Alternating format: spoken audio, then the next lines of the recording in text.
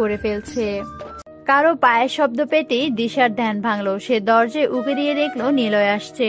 তাকে দেখেই দিশার কাঁপাকাঁপি শুরু হয়ে গেল। কি করবে, কই যাবে, কোথায় লুকোবে, এইসব নিয়ে ভাবতে লাগলো। তারপর চোখ গেল আলমারির দিকে।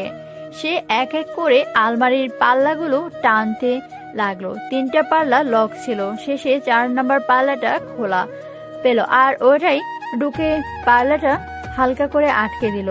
নিলয় ঘরে ঢুকে এসিটা অন করলো। তারপর এক এক করে শার্টের বোতাম খুলতে লাগলো। দিশা শুধু ধান্দায় আছে যে ও ওয়াশরুমে ঢুকলে সে পালাবে, কিন্তু নিলয় শার্ট খুলে আলমারির দিকে রওনা হলো টি শার্ট নিতে।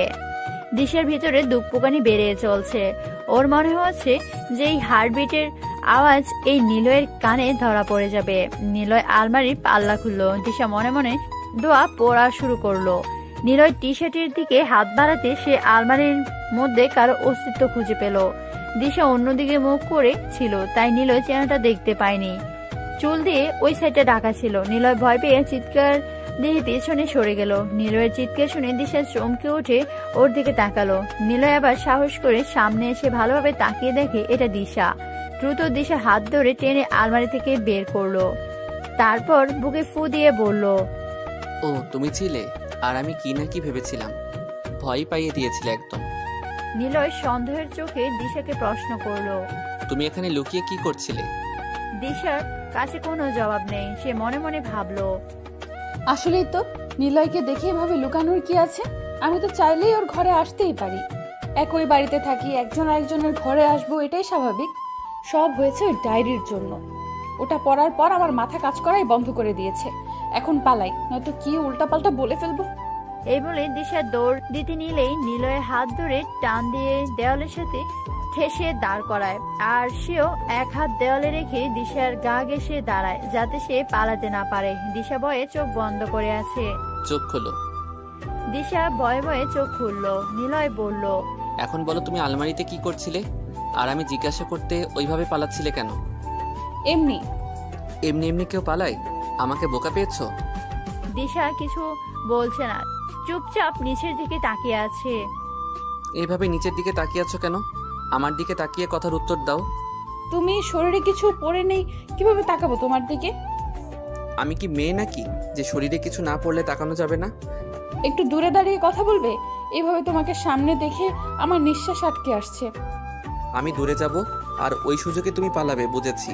বুদ্ধি ভালোই বের করেছো। পালাবো না আর। তোমাকে বিশ্বাস নেই, আগে তোমার ব্যবস্থা করতে হবে। দিশা হাত ধরে নিলয়ের ঘরে কি যেন খুঁজতে লাগলো। দিশা বলল, কি খুঁজছো? দড়ি। কেন? তোমাকে বাঁধবো আগে। আরে বলছি তো। চুপ, আর একটাও কথা নয়। তারপর একটা দড়ি দিয়ে দিশার 2 হাত বেঁধে জানালার গ্রিলের সাথে দড়িটা বেঁধে দিল। আর নিচে একটা টি শার্ট পরে এসে দিশার সামনে আমার প্রবলেম হবে। আরে না না, আমি কিছু করতে আসিনি। তুমি বলছো কিছু করতে আসনি, মানে সত্যি সত্যি কিছু করতে এসেছো? একটু ভাবার ভঙ্গি করে আঙ্গুল তুলে বলল, ওহো, এই চিন্তা তো মাথায় আসেনি। আগে তুমি কিছু চুরি টুরি করেছো নাকি? নয়তো এইভাবে লুকিয়েছিলে কেন? দেখো, অমন কিছুই না। তুমি আমাকে চেক করে দেখতে পারো। আমি জানি কিছুই পাবে না। আমার হাত খুলে দাও বলছি, আমি কিন্তু চিৎকার করব। করো চিৎকার, আমিও সবাইকে বলবো তুমি আমার ঘরে চুরি করতে এসেছো। আমি জানি তুমি এমনটা বলবে না। যদি বলি? আমার বিশ্বাস তুমি বলবে না। নিলয় চুপ করে গেল, একটু থেমে বলল, কিন্তু তুমি সত্যিটা না বলা পর্যন্ত আমিও বাঁধন খুলবো না। দিশা মনে মনে বলল, ওকে কি বলে দেব যে আমি ডায়েরিটা পড়েছি, আর ও যাতে বুঝতে না পারে আমি ওর ডায়েরিটা পড়েছি তাই ওভাবে লুকিয়েছিলাম? না না, এটা বলা যাবে না। অন্য কিছু ভাবতে হবে। ইস, আমি তো ভুলেই গিয়েছিলাম। আসলে তো এখানে ফুল দিতে এসেছিলাম, ডায়েরি তো ফুলে পড়ে ফেলেছিলাম। কিন্তু এই কথা বললে ও ভাববে ফুল ছিঁড়তে এসেছি। ধুর, এত ভয় পাচ্ছি কেন? নিলয় আমাকে ভালোবাসে, ও আর আমাকে কোনো শাস্তি দেবে না। আর তাছাড়া আমি তো ফুল ছিঁড়িনি, তাই শাস্তি পাওয়ার প্রশ্নই আসে না। কি হলো, চুপ করে আছো কেন? বলো কি জন্য এসেছিলে? আসলে আমি ব্যালকনি থেকে দেখছিলাম তোমার গাছগুলোতে অনেক ফুল ফুটেছে, তাই দেখতে এসেছিলাম। ওহো, তার মানে ফুল চুরি করতে এসেছিলে? আজ তো তোমাকে শাস্তি দেবই। ফুল তুলিনি তো, শুধু দেখেছি। আমি না আসলে ছিঁড়তে। এখন ফটাফট কান ধরো। কেন? আমি তো ছিঁড়িনি। ছিঁড়তে এসেছিলে তো, এখন কান ধরো, নয়তো যেতে দেবো না। কিভাবে ধরবো? আমার হাত তো বাঁধা। নিলয় খুলে দিল, তারপর বলল। এবার কান ধরো। দিশা মনে মনে ভাবলো কথা না বাড়িয়ে ওর কথা শুনে এখান থেকে চলে যাওয়াই ভালো। দিশা তাই করলো। এবার বলো, আমার অনুমতি না নিয়ে আর ফুল ছিঁড়বে না। দিশাও কান ধরে বলল। তোমার অনুমতি না নিয়ে আর ফুল ছিঁড়বো না। এবার 10 বার কান ধরে উঠো, আবার বসো। এটা কিন্তু বেশি হয়ে যাচ্ছে। না করলে কিন্তু আবার বেঁধে ফেলবো। দিশা শয়তানি হাসি দিয়ে বলল। বাঁধতে পারলে বাঁধো। এই কথা বলেই নিলয়কে ধাক্কা দিয়ে দৌড়ে পালিয়ে গেল। নিলয় দিশার যাওয়ার দিকে তাকিয়ে হাসতে লাগলো। এইদিকে দিশা নিজের রুমে গিয়ে জোরে জোরে শ্বাস নিতে লাগলো। আজ খুব বাঁচা বেঁচে গেছে। মনে পড়ে গেল ডায়েরির কথা, মনে মনে বলতে লাগলো। আমি তো কোনোদিন স্বপ্নেও ভাবতে পারিনি নিলয় আমাকে নিয়ে এইভাবে আমাকে আড়াল থেকে এতটা ভালোবাসে, এতটা নিজের করে পেতে চায়। কিন্তু তাকে নিয়ে তো কোনো দিন এমন চিন্তা আমার মাথাতেই আসেনি। আমার কি উচিত হবে তাকে ফিরিয়ে দেওয়া? ধুর, এসব কি ভাবছি আমি? গাছে কাঁঠাল গোফে তেল। ও তো নিজেই লিখেছে যে এখন আমাকে কিছু জানাবে না। যখন আমার নিজের একটা পরিচয় হবে তখন সে আমাকে বলবে। ধ্যাৎ, আমার এক্সাম, এসব নিয়ে ভাবলে একদম চলবে না। দিশা কোনো মতেই পড়ার মধ্যে মন স্থির করতে পারছে না। বারবার তার মাথায় ডায়েরির লেখাগুলো এসে ঘুরপাক খাচ্ছে। ভেতরে তো অস্থিরতা বিরাজ করছে। শেষে থাকতে না পেরে ব্যালকনিতে গেল আর নিলয়ের ব্যালকনির দিকে উঁকি দিতে লাগলো, কিন্তু নিলয় সেখানে নেই। ঘড়ির দিকে তাকিয়ে দেখলো খাবারের টাইম হয়ে গেছে, তাই সে খাবার খেতে চলে গেল। খাবার শেষ করে তাড়াহুড়া করে ওপরে যেতে নিলয়ের মুখোমুখি হয়ে দাঁড়ালো। নিলয় সাইড দিয়ে বলল। এই যে চুন্নি, একটু আসতে যাও, পড়ে যাবে তো। দিশা মুখ বেংসি দিয়ে চলে আসতে নিলেই নিলয় বলল। মামুনি, আশেপাশে খুব চোরের উৎপাত হয়েছে, নিজের জিনিসপত্র সামলে রেখো। দিশা রেগে বলল। মামুনি, লোকের আজগুবি কথায় কান দিও না। আহা, তুই এত রাগ করছিস কেন? নিলয় তো ভালো কথা বলেছে। হ্যাঁ দিশা, তুমি এত রাগ করছো কেন? তুমি কি চোরকে চেনো? দিশা রাগ করে চলে গেল। রাত প্রায় 11টার সময় নিলয় তার ব্যালকনিতে গিয়ে দাঁড়ালো। দিশা ব্যালকনিতে তাকাতেই দেখতে পেল সেখানে আলো। সে বুঝতে পারলো দিশা জেগে আছে আর তার ঘরে আলো ব্যালকনিতে পড়ছে। সে 2 কাপ কফি বানিয়ে দিশার ঘরের দরজায় টোকা দিল। দিশা আওয়াজ শুনে বলল। খোলা আছে। নিলয় দরজা ঠেলে ভেতরে ঢুকলো। দিশা তখন খুব সিরিয়াস ভাবে ম্যাথ সলভ করায় ব্যস্ত ছিল। নিলয় কফির মগ 2টা টেবিলে রাখলো। দিশা থ্যাঙ্কস বলে পাশে তাকাতেই নিলয়কে দেখে চমকে উঠে বসা থেকে দাঁড়িয়ে বলল। তুমি? দিশা এমন ব্যবহার দেখে নিলয় ঘাবড়ে গিয়ে বলল। হ্যাঁ, কিন্তু তুমি এভাবে ভয় পেয়ে গেলে কেন? আমি তো তোমার মতো চুরি করে ঘরে ঢুকিনি, অনুমতি নিয়ে এসেছি। দিশা নিজেকে স্বাভাবিক করে বলল। আসলে আমি ভেবেছিলাম তিশা ভাবি, কিন্তু তাকিয়ে দেখি তুমি, তাই চমকে গেছিলাম। তোমার বেলকনিতে আলো দেখে বুঝলাম তুমি জেগে আছো, তাই কফি বানিয়ে নিয়ে আসলাম। থ্যাংক ইউ, কিন্তু 2 কাপ আমি খেতে পারবো না। আমিও একটা মানুষ আছি, তোমার একার জন্য আনিনি। ওপস, সরি। ম্যাথ করতে করতে সব গুলিয়ে ফেলেছি। কাল ম্যাথ এক্সাম? প্রিপারেশন কেমন? খুবই খারাপ, কিছুই পারছি না। ক্লাসে যেটুকু শিখেছিলাম ওইগুলোই দেখছি। কেন, কোর্স কমপ্লিটের জন্য কোচিং করনি? করেছিলাম 2 মাস আমার বাড়ি থাকতে, কিন্তু বই শেষ হয়নি। কি বলো, তাহলে এই 4-5 মাসে কি করলে? সামনে তোমার 2য় বর্ষের ফাইনাল এক্সাম, আর এখন তুমি বলছো বই শেষ করতে পারোনি? এইভাবে পড়লে ভালো রেজাল্ট তো দূর, পাশও জুটবে না। ফাইনাল এক্সাম আসতে আসতে হয়ে যাবে। কেমন হবে জানা আছে? সাবজেক্টের নাম কি? Business mathematics. দেখি বই আর খাতা দাও। তুমি পারবে? ম্যাথমেটিক্স নিয়ে বিএসসি এবং এমএসসি কমপ্লিট করেছি। তোমার এই অ্যাকাউন্টিং ডিপার্টমেন্টের বিজনেস ম্যাথমেটিক্স আটকাবে না। দিশা আর কিছু না বলে বই এগিয়ে দিল। কথায় কথায় তোমার প্রবলেম বলো, কাল যাতে তোমার পাস মার্ক উঠে সেই ব্যবস্থা করে দিচ্ছি। এক রাতে বেশি বোঝানো যাবে না, এছাড়া এক্সামের আগের রাতে ঘুমও জরুরি। দিশা নীলকে দেখিয়ে দিল। রাত 12:30-এর দিকে নীলয় সব গুছিয়ে দিয়ে বলল। এখন ঘুমাও আর মাথাটা ঠান্ডা করো, কাল সকালে এইগুলোর নিয়ম প্র্যাকটিস করে যেও। আমার বিশ্বাস পাস মার্ক তুলে আসতে পারবে। দিশা পরীক্ষা দিয়ে বাড়ি ফিরতেই নিলয় বলল। এক্সাম কেমন হলো? মোটামুটি 50% উত্তর দিয়ে এসেছি। গুড। আর কয়টা এক্সাম আছে? 3টা। ওকে, যাও ফ্রেশ হও। আজকে দিশার পরীক্ষা শেষ হয়ে গেছে, তাই পরীক্ষা শেষে বন্ধু বান্ধবীর সাথে ঘুরতে বের হয়েছে।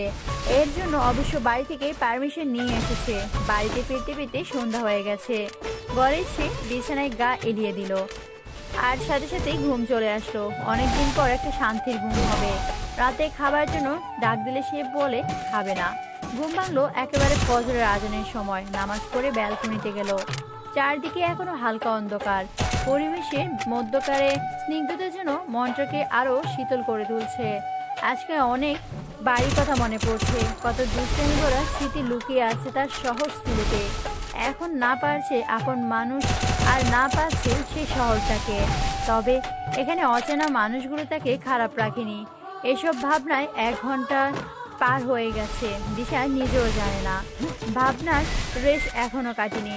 চেহারায় গাম্ভীর্য ভাবটা রয়ে গেছে। নিলয় কফির মগ নিয়ে ব্যালকনিতে আসলো। সবেমাত্র কফিটা বানিয়েছে, এক চুমুকও দেয়নি। দিশা ব্যালকনিতে তাকাতেই দেখতে পেল দিশা একদিনের সামনের দিকে তাকিয়ে আছে। নিলয় চেঁচিয়ে বলল, গুড মর্নিং। কারো কথায় দিশার হুঁশ ফিরল। তাকিয়ে দেখলো নিলয়। মুখে কৃত্রিম হাসি নিয়ে সেও বলল, গুড মর্নিং। নিলয় কাপটার সামনের দিকে এগিয়ে বলল, কফি? না, মুড নেই। বুঝেছি, মন খারাপ। এখানে চলে আসো, আমার বানানো কফি খেলে মন ভালো হয়ে যাবে। নিজের উপর এত কনফিডেন্ট? হুম, নিজের বানানো কফির উপর একবার এসেই দেখো না। আমি কিন্তু তোমার জন্য কফি বানানো শুরু করে দিচ্ছি। দিশা দেখলো নিলয় সত্যি সত্যি ইলেকট্রিক জগে 1 মগ পানি দিচ্ছে গরম হতে। তাই সেও গেল নিলয়ের কাছে। দিশাকে দেখে নিলয় বলল, তাহলে তুমি থাকতে না পেরে চলে আসলে? আজব মানুষ তো তুমি, নিজেই ডেকে এখন নিজেই এসব শোনাচ্ছ।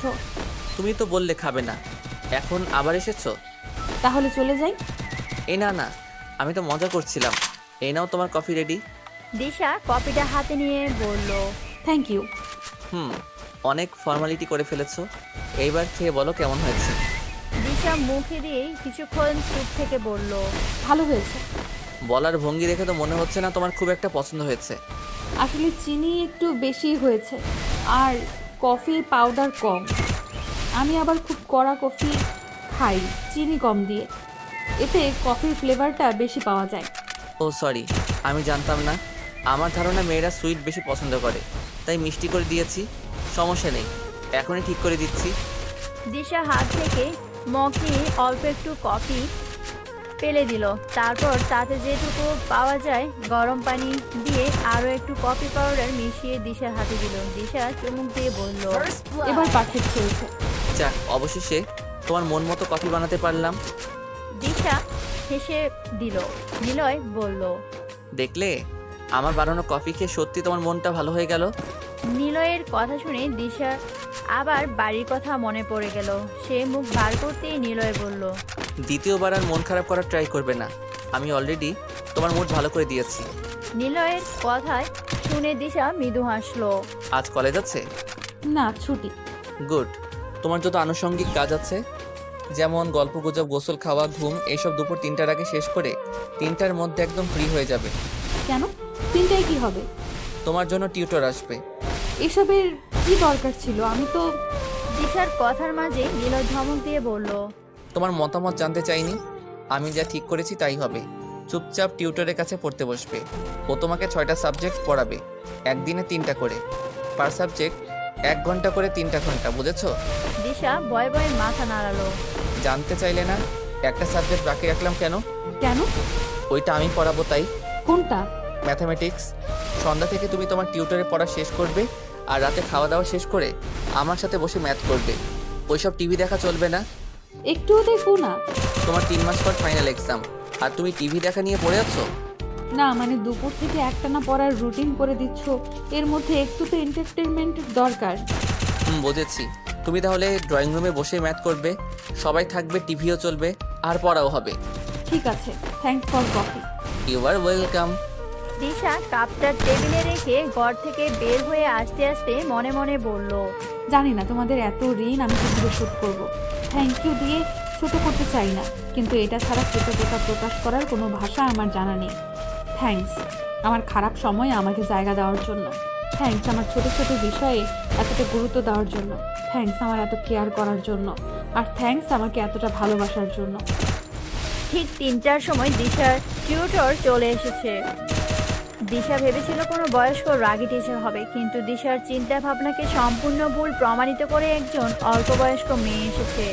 দিশা কনফিউজড, একে ম্যাম বলবে নাকি আপু। নিলয় ঘরে সে মেয়েটাকে উদ্দেশ্য করে বলল, কিরে, তোর ছাত্রী ঠিক মতো পড়ছে তো? সবে মাত্র আসলাম, এখনো পরিচয় হয়নি। আর পড়ার ব্যাপার একদিনে তো বোঝা যাবে না, 2-3 দিন যাক আগে। যদি পড়া না পারে তাহলে এই লাঠি দিয়ে পেটাবি। এই বলে মেয়েটির কাছে একটা লাঠি এগিয়ে দিল। তোর পুরনো অভ্যাস এখনো গেল না। জানো দিশা, স্কুলে থাকতেও ও প্রতিদিন স্যারের জন্য বেত নিয়ে যেত।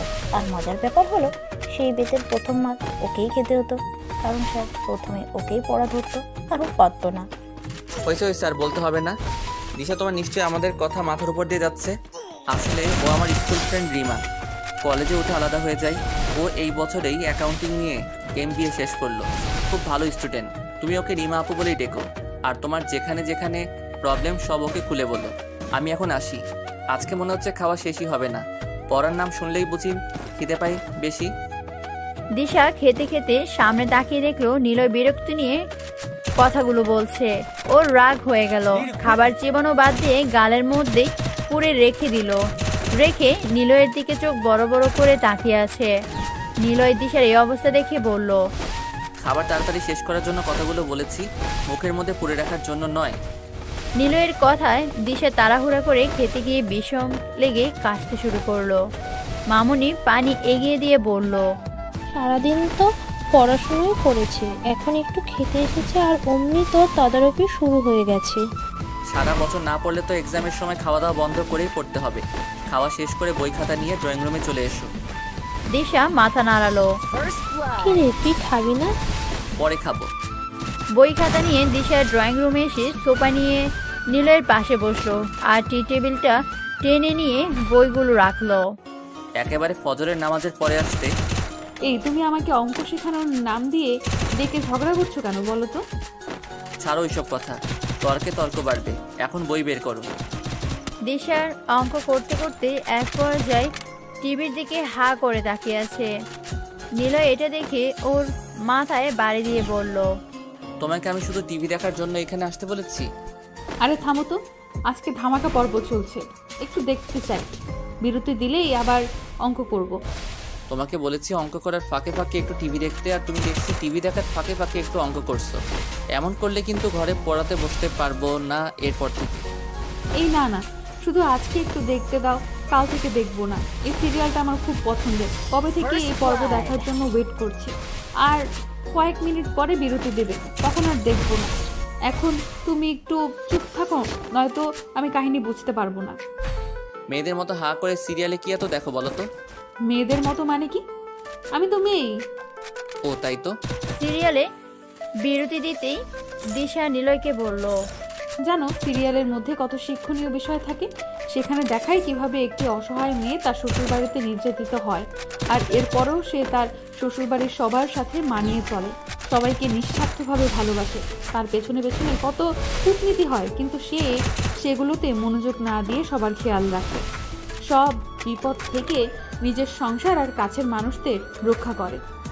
দিশার এমন বোকা বোকা কথা শুনে নিলয় বলল, অনেক তো সিরিয়াল দেখো, তাই এমন কয়টা সংসারকে তুমি রক্ষা করেছো? আমি কিভাবে রক্ষা করব? আমার তো এখনো বিয়েই হয়নি। বিয়ে যখন হয়নি তখন এসব কাহিনী দেখো কেন? টিভিতে তো আরো ভালো কিছু দেখায়, পড়াশোনা সংক্রান্ত বিষয়গুলো তো দেখতে পারো। সারাক্ষণ ফালতু সিরিয়াল দেখে মাথা নষ্ট করো, আবার আমাকে গল্প শোনাচ্ছ। সব ফালতু সুপার ওম্যানদের, যারা নাকি তাদের সংসার বাঁচাচ্ছে। সিরিয়ালে যে কি পরিমাণ কূটনীতি হয় না দেখলেও সব আমার জানা আছে। আর সিরিয়াল এমন সব ফালতু ফালতু ক্যারেক্টার আছে যাদের সারাদিনে কোনো কাজ নেই, এক গাদা মেকআপ মেরে বসে থাকে আর সবার কান ভাঙায়। এইসব জিনিস তোমার মতো গাধিরাই হা করে দেখে। নিলয়ের কথা শুনে দিশা রেগে গেল, কিন্তু কিছু বলল না। দিশা একটা অঙ্ক পারছে না, তাই নিলয় তাকে সেটা বোঝাচ্ছে। তখন দিশা নিলয়ের দিকে এক ধ্যানে তাকিয়ে ভাবতে থাকে। আজকে নিশ্চয়ই নিলয় রাতে ঘুমানোর আগে ডায়েরিতে লিখবে যে আমি আর দিশা সোফায় পাশাপাশি বসেছিলাম, ওকে অঙ্ক শেখাচ্ছিলাম, কিন্তু দুষ্টু মেয়েটা মনোযোগ ছিল টিভির দিকে আর আমার মনোযোগ ছিল তার দিকে। এমন উদ্ভট চিন্তায় দিশা যখন মিটিমিটি হাসছিল, তখন নিলয় তার মাথায় আঙুল দিয়ে টোকা দিয়ে বলল, কি ব্যাপার, তুমি অঙ্কে মনোযোগ দেওয়া বাদ দিয়ে হাসছো কেন? আমি কি হাসির কিছু বলেছি? দিশা এবার ধ্যান ভাঙলো আর সে বুঝতে পারলো যে সে কি সব আজগুবি কথা ভাবছিল। তাই সে কথা ঘোরানোর জন্য বলল, এই লাইন থেকে আবার আমাকে একটু বোঝাও, ঠিক মাথায় ঢোকেনি। নিলয় আবার বোঝানো শুরু করলো। পড়াশোনা শেষ দিয়ে দিশা ঘরে যেতে যেতে মনে মনে বলল, আমি তো নিলয়ের পাশাপাশিই বসেছিলাম, কিন্তু তার জন্য আমার সেই রকম ফিল আসেনি কেন? সাকিবের সামনে গেলে তো আমার বুকের মধ্যে ধুক ধুক করতো, খুব নার্ভাস লাগতো। ওর সামনে নিজেকে পরিপাটি রাখার চেষ্টা করতাম, চোখের আড়াল হলে বারবার দেখতে মন চাইতো। কিন্তু নিলয়ের সাথে আমি তো একদম নর্মাল থাকি, সারাদিনে একবারও এই চিন্তা মাথায়ও আসে না সেইভাবে। তাহলে কি আমি নিলয়কে কখনো ভালোবাসতে পারবো না? নিলয় যে আমাকে ভালোবাসে, সে আমার ভালোবাসা না পেলে খুব কষ্ট পাবে, কিন্তু আমি তো নিজের মনের বিরুদ্ধে গিয়ে কিভাবে তাকে ভালোবাসবো? দিশার থেকে তার পড়াশোনা নিয়ে নিলয় বেশি চিন্তিত। সে সব সময় খোঁজ রাখেন ঠিকমতো পড়ছে কিনা। দিশা এটুকু ফাঁকি দেওয়ার বুদ্ধি নেই। মাঝে মাঝে বিরক্ত হয়ে যায় এত চাপ দেওয়ায়, তাই কিন্তু আসলে এতে তারই লাভ হচ্ছে। তাই সেও বিরক্তি ভুলে নিলয়ের কথা শোনে। দেখতে দেখতে ঈদুল আজহা চলে এসেছে। যেহেতু ঈদ আসলে সবাই এক জায়গায় হয়, তাই নিশানের দূর চাচারা তাদের ফ্যামিলি নিয়ে ঈদের আগের দিনে এসেছে। আর ফুপুরা বিকালে আসবে। সকাল থেকে ছেলেরা সবাই মাংস কাটায় ব্যস্ত। বিকালের দিকে ফ্রি হয়ে সবাই চিন্তা ভাবনা করলো আজকেও ঈদুল ফিতরের মতো বাইক নিয়ে ঘুরতে যাবে। যেই বাবা সেই কাজ। মেয়েদের 30 মিনিট টাইম দিয়েছে রেডি হতে, আর ছেলেরা তো সব সময় রেডি। এবারও মেয়েদের রেডি হতে দেরি হচ্ছে। সবাই বিরক্ত হচ্ছে, যে যার বাইকের উপরে বসে মেয়েদের নিয়ে আলোচনা করছে। অবশেষে অপেক্ষার অবসান ঘটিয়ে তারা এক এক করে আসা শুরু করছে। নিলয় তো দিশাকে দেখে পুরাই অবাক, কারণ আগেরবার নিলয় দিশাকে তার কেমন মেয়ে নিয়ে বাইকে ঘোরার ইচ্ছে ছিল সে সম্পর্কে বর্ণনা দিয়েছে। দিশা ঠিক তেমনভাবে তার সামনে হাজির হয়েছে। এমনভাবে তাকে এর আগে কখনো দেখেনি। আজকে দিশা জিন্স প্যান্ট পরছে, তার সাথে মাঝারি সাইজের টপস আর হিজাব গলায় রাউন্ড করে ঝোলানো। চুলগুলো এক সাইডে সিঁথি করে ছেড়ে দেওয়া, কোনো বাধা নেই। দিশাকে এই লুকে খুব স্মার্ট লাগছে। দিশা নিলয়ের অবাক হওয়ার ব্যাপারটা বুঝতে পেরে মুচকি হাসি দিয়ে গাড়িতে দুই সাইডে পা দিয়ে ছেলেদের মতো করে বসলো। তারপর দু কাঁধে হাত রেখে বলল, জড়িয়ে তো ধরতে পারবো না, তাই কাঁধেই হাত রাখলাম। নিলয় বিড়বিড় করে বলল, সব ইচ্ছে যখন পূরণ করলে ওইটা কেন বাদ রাখলে? দিশা শুনতে না পেয়ে বলল, কিছু বললে? প্রবলেম নেই, মানিয়ে নিব। তারপর মুচকে হাসি দিয়ে বাইক স্টার্ট করলো। বাতাসে দিশার লম্বা লম্বা চুলগুলো উঠছে, মাঝে মাঝে কিছু চুল নিলয়ের মুখের সামনে আসছে। দিশা আবারও সরিয়ে নিচ্ছে। এদিকে এমনভাবে দিশাকে দেখে নিশা জ্বলে উঠলো ভেতরে ভেতরে। তাই ইচ্ছে করে নিজের চুলের বাঁধন খুলে দিল, আর তা কোকড়ানো চুলগুলো চারদিকে ছড়িয়ে পড়লো। নিশাদ বিরক্ত হয়ে বলল, চুলগুলো একটু বেঁধে রাখতো, নাকে মুখে চলে যাচ্ছে, হাতে চলে আসবে। পারবো না। কই, দিশাও তো চুল খুলে আছে। নিলয় তোকে বাঁধতে বলেনি? তুই পারলে হেলমেটের কাজটা নামিয়ে দে। নিশাদ উপায় না পেয়ে তাই করলো। তারা একটা রেস্টুরেন্টের সামনে থামলো। সেখানে ঢুকে সবাই নিশার দিকে তাকিয়ে হাসা শুরু করলো, কারণ এমনিতেই ওর কোকড়া চুল, তাই ফুলে থাকে। তার উপর বাতাসে চুলগুলো উস্কো খুস্কো হয়ে জট পেকে একদম পাগল পাগল লাগছে। দিশারও চুলেও জট পেকেছে, কিন্তু তার চুল অতিরিক্ত মাত্রায় সিল্কি আর স্ট্রেট হওয়ার কারণে তেমন ফুলে নেই। নিশা সবার হাসির কারণ বুঝতে পেরে সে ওয়াশরুমে চলে গেল। নিলয় দিশাকে বলল, তোমার কাছে কোনো হেয়ার ব্যান্ড আছে? দিশা পকেট থেকে বের করে দিল। নিলয় হাত দিয়ে আস্তে আস্তে কিছুটা জট ছাড়িয়ে তার চুলগুলো পেছন দিকে এনে ঝুটি করে দিল। এই দৃশ্য দেখে নিষেধ মনে মনে হাসছে। অন্যরা সেভাবে খেয়াল করেনি, সবাই খাবার অর্ডার করা নিয়ে ব্যস্ত। অনেকক্ষণ হয়ে গেছে কিন্তু নিশা আসছে না। নিরান বলে উঠল, কি ব্যাপার, নিশা তখন গেল এখনো আসছে না কেন? রেগে আবার চলে যায়নি তো? না, ও যতই রাগ করুক এখান থেকে চলে যাবে না। তুই কিভাবে এত শিওর হচ্ছিস? আমার বোনকে আমি ভালো মতো চিনি, আর তাছাড়া এখানে নিলয় আছে না। কথাটা শুনে নিরানের মন খারাপ হয়ে গেল, আর বাকি সবাই হেসে উঠলো। প্রায় 20 মিনিট পর নিশা সেখানে উপস্থিত হলো। সবাই তাকে দেখে অবাক, কারণ তার কোকড়ানো চুলগুলো সব স্ট্রেট হয়ে গেছে। নিশাদ হেসে বলল, কিরে তোর ম্যাগি নুডলসগুলো এভাবে কোকাকোলা নুডলস হলো কিভাবে? পার্লারে গিয়েছিলি নাকি? এটা দিয়ে সব সেট করে ফেলেছি। পার্লারে গেলে আরো সময় লাগতো। তুই তো দেখছি ব্যাগে মিনি পার্লার নিয়ে ঘুরিস। নিশা দিশার দিকে রাগে চোখে তাকিয়ে আছে। নিরান বলল, তোকে কিন্তু কোকড়া চুলে বেশি মানায়। নিশার প্রশংসায় করায় সে খুশি হয়ে গেল।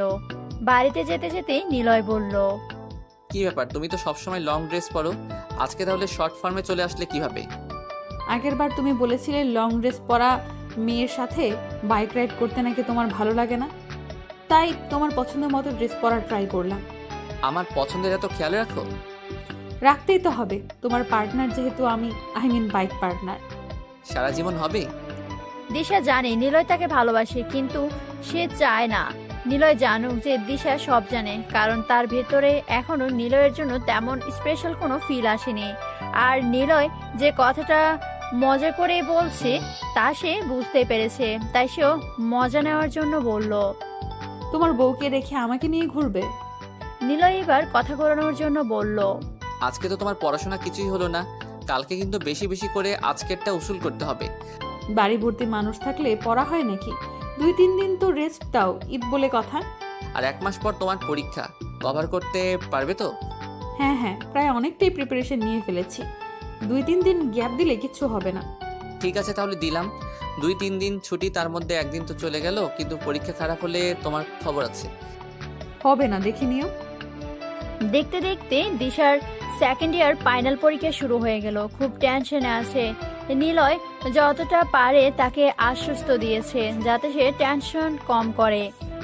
সে দিশাকে পরীক্ষা হলে নিয়ে যায়, আবার সময় মতো বাড়িতে নিয়ে আসে। আজ পরীক্ষা শেষ দিন। নিলয় বাড়িতে বলেছে আজকে ফিরতে দেরি হবে, আর সে দিশাকে নিয়ে ঘুরতে যাবে। দিশা পরীক্ষা শেষ করে বের হতেই নিলয় তাকে নিয়ে গাড়িতে উঠলো। দিশা দেখলো রাস্তাটা বাড়ির না, তাই দিশা বলল, আমরা কি বাড়ি যাচ্ছি না?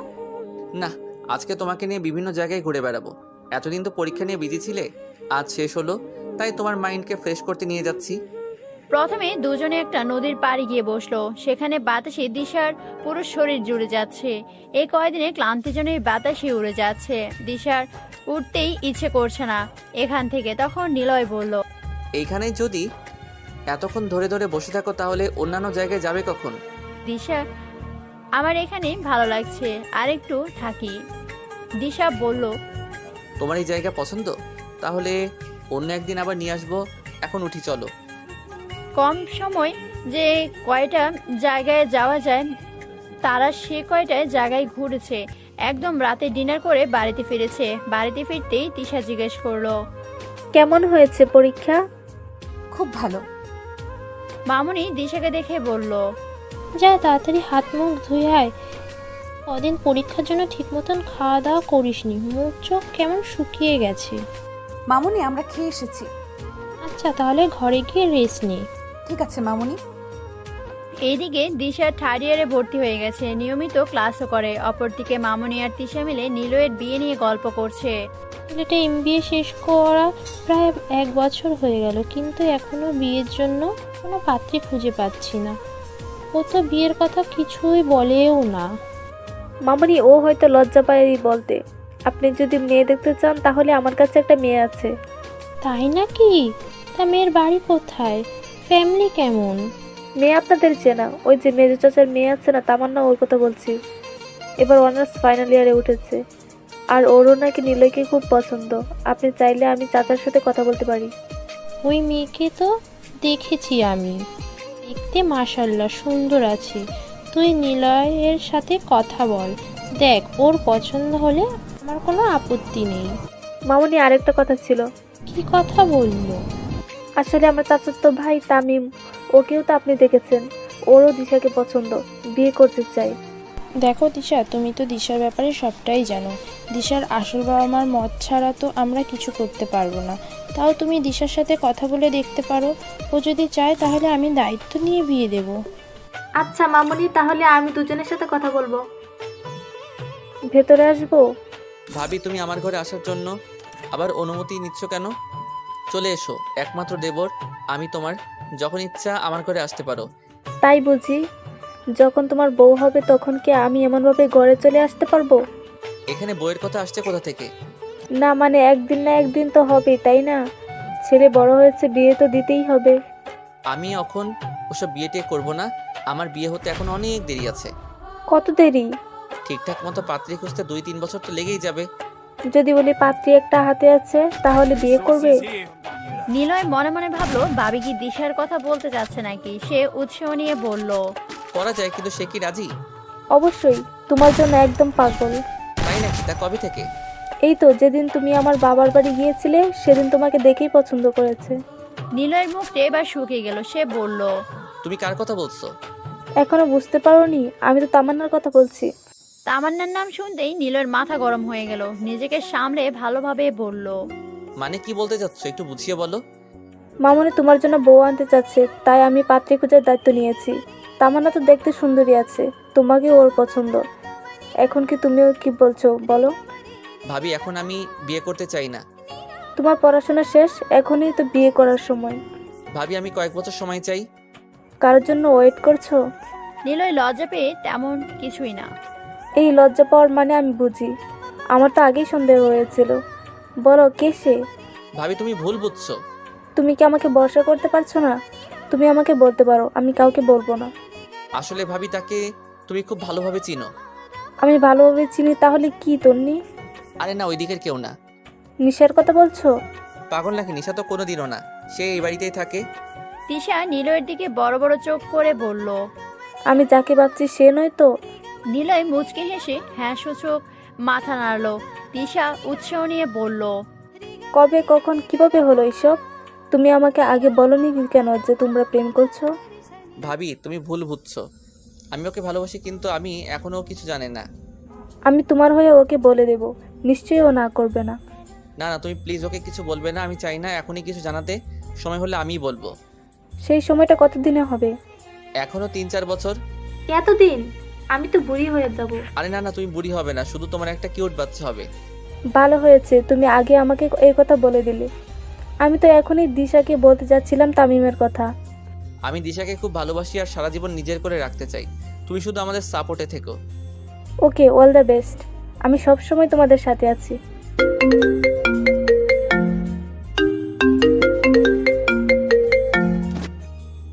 একদিন রাত 11:50 বাজে। এমন সময় নিলয় দিশাকে কল করলো। দিশা তখনই জেগেছিল, ক্লাসে পড়া পড়ছিল। এত রাতে নিলয়ের কল পেয়ে সে শুধু অবাকই হলো না, তার সাথে সাথে অনেক ভয় পেল। নিলয়ের আবার কিছু হলো নাকি তাই ভেবে সে দ্রুত কল রিসিভ করলো। হ্যালো দিশা, তুমি কি জেগে আছো? হ্যাঁ, কেন বলো তো? যদি কিছু মনে না করো, তুমি কি এখন আমার ঘরে আসতে পারবে? এখন? কাল গেলে হয় না? প্লিজ একটু আসার ট্রাই করো। আচ্ছা আসছি, একটু ওয়েট করো। 5 মিনিটের মধ্যে আসো। দিশা চিন্তায় পড়ে গেল আর মনে মনে ভাবতে লাগলো, নিলয় কেন এত রাতে তাকে ঘরে ঢাকছে? কি এমন দরকার হতে পারে? নিলয় আমার সুযোগ নেওয়ার চেষ্টা করবে সেটা আমি জানি। তাহলে কি হতে পারে? প্রপোজ করবে নাকি আবার? সত্যি যদি প্রপোজ করে তাহলে আমি কি উত্তর দেব? আমার মনে নিলয়কে নিয়ে কোনো ভালোবাসা তৈরি হয়নি। হ্যাঁ, তাকে আমি ফ্রেন্ড হিসেবে অনেক ভালোবাসি, কিন্তু প্রেমিক হিসেবে কখনো কল্পনাতেও আনতে পারিনি। তাকে শুধু আমার ভালো ফ্রেন্ড এবং শুভাকাঙ্ক্ষী ভাবি। ভাবতে ভাবতে ঘড়িতে তাকিয়ে দেখে 4 মিনিট পার হয়ে গেছে। সে দৌড়ে রুম থেকে বেরিয়ে নিলয়ের ঘরের দরজার সামনে দাঁড়ালো। সরাসরি ভিতরে ঢুকবে নাকি নক করবে বুঝতে পারছে না। অবশেষে নিলয় দরজা খুলে দিল। সে নিলয়কে দেখে হাসি দিল। নিলয়ও তাকে ভিতরে আসার আহ্বান জানিয়ে সামনে থেকে সরে গেল। দিশা সামনের দিকে এক পা বাড়াতেই সেখানেই তার পা আটকে গেল। তার ঘরের চারদিকে তাকিয়ে দেখে তার মুখের হাসিও মিলিয়ে গেল। ঘরের লাইট অফ করা, পুরো ঘর মরিচবাতি আর মোমবাতি দিয়ে আলোয় আলোকিত হয়ে আছে।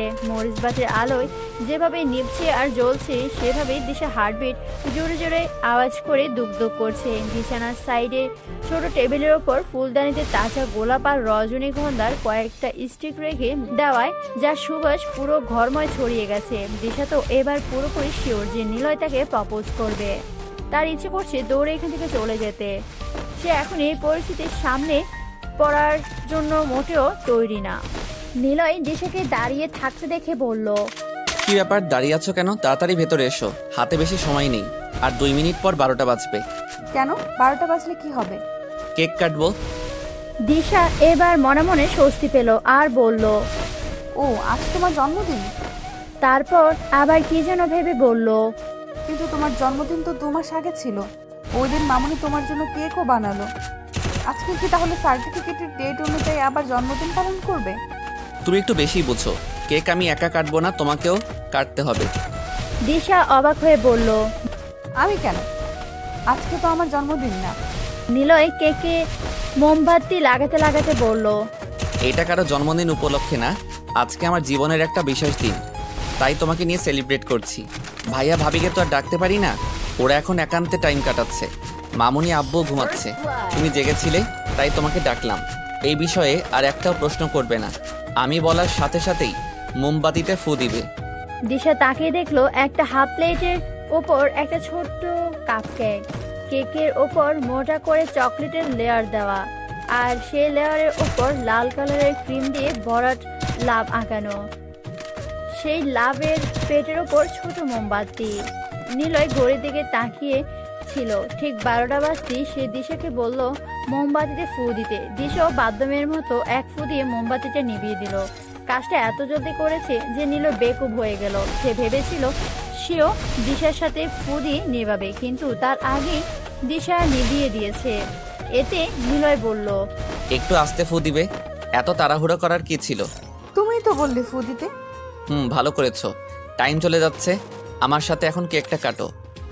এমা, এত ছোট কেক কাটা লাগবে কেন? এমনিতেই তো খেতে পারো। তুমি না খুব বেশি কথা বলো, চুপচাপ আমার সাথে কেক কাটো। দিশা আর নিলয় দুজনে একটা ছুরির ওপর হাত রেখে কেকটা কাটলো। নিলয় এক টুকরা তুলে দিল দিশার মুখে।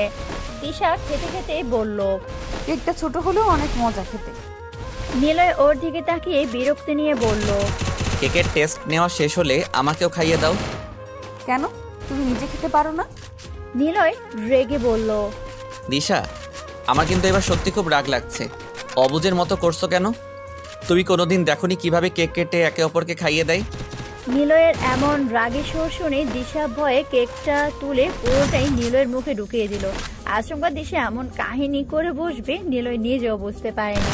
এইদিকে পুরো কেক মুখের মধ্যে দেওয়ায় সে আর মুখ নাড়াতে পারছে না। কোনো মতে কেকটা শেষ করে সে দিশাকে বলল, এইভাবে কেউ কাউকে কেক খাওয়ায়? আরেকটু হলে গলায় আটকে যেত। দিশা নিলয়ের মুখের দিকে তাকিয়ে হাসছে, কারণ তার ঠোঁটের সাইড দিয়ে কেকের চকলেট লেগে আছে। নিলয় তার হাসি দেখে বলল, এভাবে হাসছো কেন? দিশা একটা টিস্যু পেপার নিয়ে নিলয়ের মুখ মুছে দিয়ে টিস্যু পেপারটা সামনে ধরে বলল, এই জন্যে?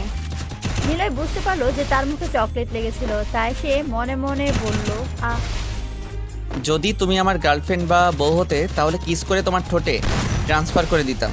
কই হারিয়ে গেলে? চলো বেলকনিতে যাই, নতুন একটা ফুল ফুটেছে তোমাকে দেখাই, নয়তো চুরি করতে দেখতে এসে আবার আলমারিতে লুকিয়ে থাকবে। দিশা লজ্জা পেল। নিলয় দিশাকে দেখে বলল, হয়েছে, আর লজ্জা পেতে হবে না, এসো। দিশা ব্যালকনিতে গিয়ে দেখলো সত্যি নতুন এক ধরনের ফুল ফুটেছে। দিশা জিজ্ঞেস করলো, কি ফুল এটা? অর্কিড। দিশা ফুলগুলো নেড়ে দেখছিল। তখন নিলয় বলল, কফি খাবে? এখন কফি খেলে ঘুম ধরবে না। নিলয় ঘড়ি থেকে তাকিয়ে দেখলো প্রায় 12:30 বেজে গেছে, তাই বলল, যাও ঘুমিয়ে পড়ো, আর কাল সকালে চলে এসো, কফির দাওয়াত রইলো। সকালবেলায় নিলয় আর দিশা দুজনেই কফি খাচ্ছে আর টুকিটাকি বিষয় নিয়ে কথা বলছে। তখন নিলয় বলল, আজ তোমার কলেজ আছে? হ্যাঁ, কেন বলো তো? একটা ক্লাস করে বাইরে চলে এসো, আমি তোমার জন্য অপেক্ষা করব। তুমি কেন অপেক্ষা করবে? আর আমার তো 3 ঘন্টা ক্লাস আছে, একটা করে চলে আসবো কেন? সব বিষয়ে এত প্রশ্ন করো কেন? আমি তো আস্তে ধীরে বলবো সব। আচ্ছা, আর করবো না, এবার বলো। গুড, কাল আমরা ঘুরতে যাব তোমার পছন্দের সেই নদীর পাড়ে। সত্যি? মনে করে একটা ক্লাস করে বের হয়ে আসবে কিন্তু। ক্লাস শেষ করে বাইরে এসে দেখলো নিলয় বাইকে বসে আছে, তার জন্য অপেক্ষা করছে। দিশা আর দেরি না করে বসে পড়লো বাইকে। দুজনে পানিতে পা চুবিয়ে বসে আছে। দিশা পা ধুলাচ্ছে পানির মধ্যে, চারদিকে বাতাস এসে তাদের ছুঁয়ে যাচ্ছে। আশেপাশে অনেক মানুষ ঘুরে বেড়াচ্ছে, কেউ ছবি তুলছে, কেউ আবার তার প্রেয়সীর সাথে হাতে হাত ধরে হেঁটে চলছে। কিছু কিছু মানুষ তার দলবল নিয়ে সে আড্ডা জমিয়েছে, কিন্তু দিশা আর নিলয় নীরব। তারা তো নদীর ঢেউ দেখতে ব্যস্ত। নীরবতা ভেঙে দিশা বলল, কাল রাতে বললে আজকে নাকি কোন স্পেশাল দিন, তা কিভাবে দিনটা স্পেশাল হলো? নিলয় আনমনে বলল, তোমার জন্য। মানে?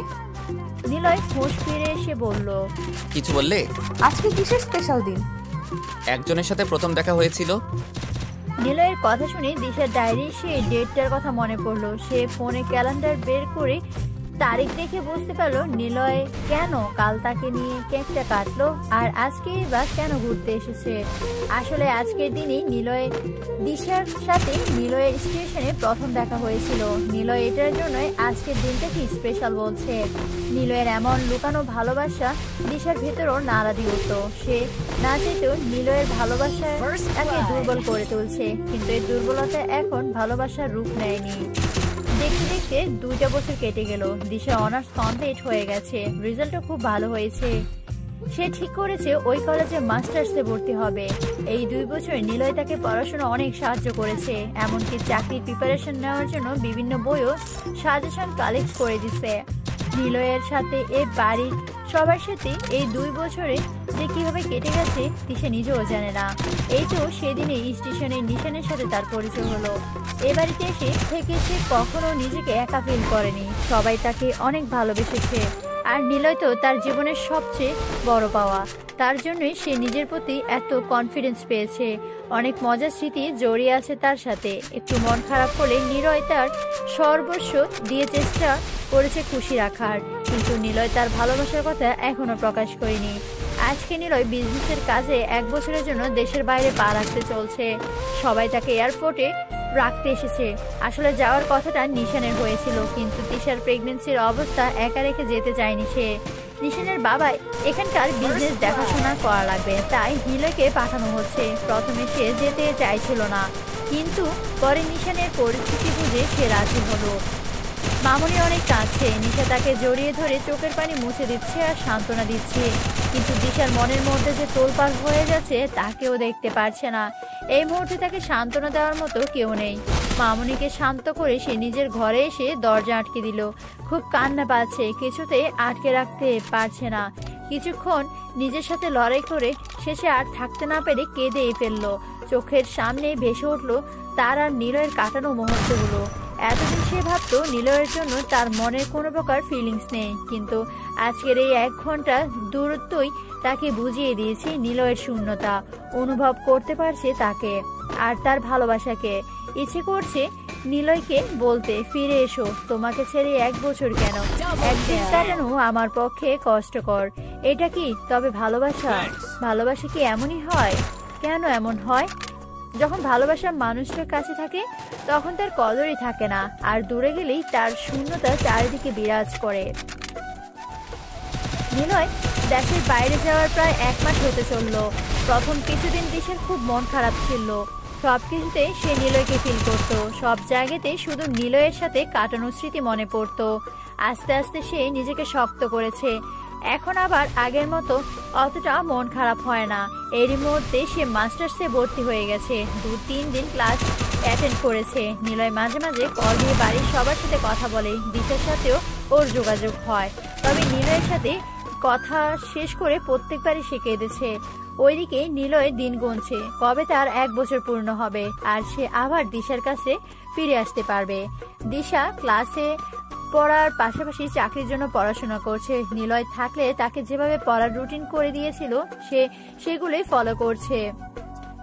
এখন তো নিলয় নেই, তাই গাইড দেওয়ার জন্য তাই সে নিজেরটাই নিজেই দেখে নিচ্ছে। তবুও নিলয় ফোন করে তার পড়াশোনার খাওয়া দাওয়ার খবর নেয়। দূরে থেকেও দিশাকে অনুপ্রেরণা দিতে বলেনি সে। হঠাৎ হঠাৎ দিশার মন খারাপ হয়ে যায় আর খুব কান্না পায়। কেন মন খারাপ হয় তা সে নিজেও বোঝে না। তার মন ভালো করা মানুষটা অনেক দূরে, তাই হয়তো মন খারাপ হয়। মামনি আর তিশার সাথে তো সারাক্ষণই থাকে, গল্প করে, আড্ডা দেয়, কিন্তু তাও নিলয়ের কমতি সে বারবার ফিল করে। এতদিন সবসময় পাশে থেকেছে, তাই সে তার অভাবটা কখনো বুঝতে পারেনি। তবে এই 1 মাসে তা হারে হারে বুঝেছে। এতদিন ভাবতো সে হয়তো কখনো নিলয়কে ভালোবাসতে পারবে না, নিলয়কে নিয়ে তার কখনো কোনো চিন্তা হয় না, কিন্তু এখন যখন নীলয় দূরে গিয়েছে তখন বুঝতে পারছে সে অনেক আগেই তাকে ভালোবেসে ফেলেছে। প্রতিদিন সকালে বিকেলে দিশা নীলয়ের গাছগুলোতে পানি দেয় আর গাছের সাথে কথা বলে। দিশা দিশা কই তোরা, তাড়াতাড়ি রেডি হ, দুপুর থেকে বলছি একটা জায়গায় যেতে হবে, কিন্তু তোরা এখনো বসে গল্প করছিস। মামনি কোথায় যাওয়ার কথা বলছে ভাবি? আমাকে তো বলেনি সেভাবে, শুধু বলেছে বিকেলে একটা জায়গায় যাবে। জিজ্ঞাসা করনি কোথায় যাবে? না, গাড়িতে জিজ্ঞাসা করব। এখন চলো রেডি হয়ে আসি, না হলে মামনি আবার রাগ করবে। গাড়িতে বসে ওরা দুজন মামনিকে জিজ্ঞেস করে, আমরা কোথায় যাচ্ছি মামনি? বৃদ্ধাশ্রমের এ মাসে টাকা ডোনেশন করতে। আগে তো নিলয় যেত, কিন্তু ও তো নেই, নিশানও ব্যস্ত, তাই আমাকেই যেতে হচ্ছে। এই সুযোগে তোদের আমাদের আশ্রমটাও দেখানো হবে। তোমাদের বৃদ্ধাশ্রম আছে? হ্যাঁ, এটা নিশানের দাদির শেষ ইচ্ছা ছিল। তিনি চেয়েছিলেন সেসব বৃদ্ধ মা বাবাকে আশ্রয় দিতে যারা তাদের সন্তানের কাছে বোঝা। বাবা মা সন্তানের কাছে কখনো বোঝা হয় নাকি? একটা বয়স আসলে সন্তানরা তাদের মা বাবাকে বোঝা মনে করেন। সবার কথা বলছি না, তবে অনেকেই এমন আছে। তোদের একটা গল্প বলি। আজ থেকে প্রায় 16 বছর আগের কথা। তখন নিলয় নিশান স্কুলে পড়ে। আমরা তখন সবাই একই বাড়িতে থাকতাম। শ্বশুর মারা গিয়েছিলেন, কিন্তু শাশুড়ি বেঁচে ছিলেন। তিনি একদিন রিক্সা করে রাস্তা দিয়ে যাচ্ছিলেন। তখন তিনি খেয়াল করেন রাস্তায় অনেক মানুষ একজোট হয়ে দাঁড়িয়ে আছে। তিনি রিক্সা থেকে নেমে সেদিকে গিয়ে দেখেন একজন বৃদ্ধ মহিলা বসে থেকে কাঁদছেন, আর তাকে ঘিরে সবাই কি যেন বলাবলি করছেন। এখানে কি হয়েছে? সবাই দাঁড়িয়ে আছো কেন? আর এই মহিলাটাই বা কাঁদছে কেন? তখন সে মহিলাটি তার শাশুড়িকে বলল, মানুষ যে কত খারাপ তার কিভাবে বোঝাবো। এই মহিলাটির স্বামী মারা গেছে অনেক বছর হলো। কষ্ট করে ছেলেদের লেখাপড়া শিখিয়েছে, প্রতিষ্ঠিত করিয়ে বিয়ে দিয়েছে। ভেবেছে ছেলেদের এখন ভরা সংসার, তাদের নিয়ে আনন্দ করে থাকবে। কিন্তু ছেলের বউরা তাকে উটকো ঝামেলা মনে করে। যখন শরীরে জোর ছিল তখন তো তাও ওদের কাজ করার জন্য রেখেছিল, কিন্তু এখন শরীর আর আগের মতো চলে না, কাজ কামও ভালো পারে না। তাই রাতের আধারে মহিলাটি যখন ঘুমিয়েছিল তখন বস্তার মধ্যে করে ছেলেরা তাকে নিয়ে এসে রাস্তায় ফেলে গেছে।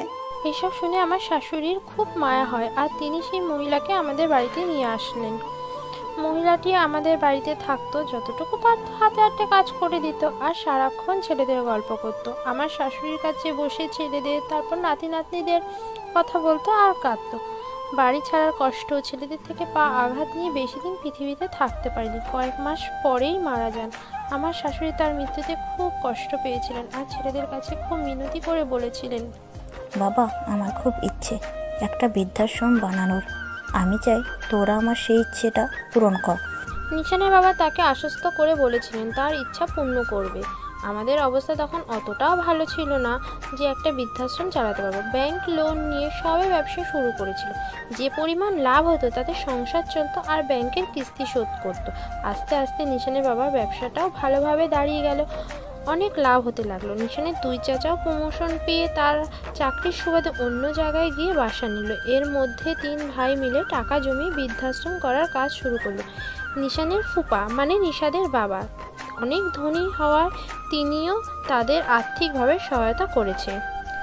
তৈরি হয়ে গেল বৃদ্ধাশ্রম। অনেক অসহায় বাবা মা তাদের মাথার উপরে ছাদ পেলেন, আর তাদের ভরণ পোষণ এর জন্য প্রত্যেক মাসে এরা 3 ভাই টাকা ডোনেশন করে। তাছাড়া নিশাদের বাবা বছরের একটা নির্দিষ্ট সময় তার কোম্পানির লাভের 10% দান করেন। এইভাবেই চলছে বৃদ্ধাশ্রম।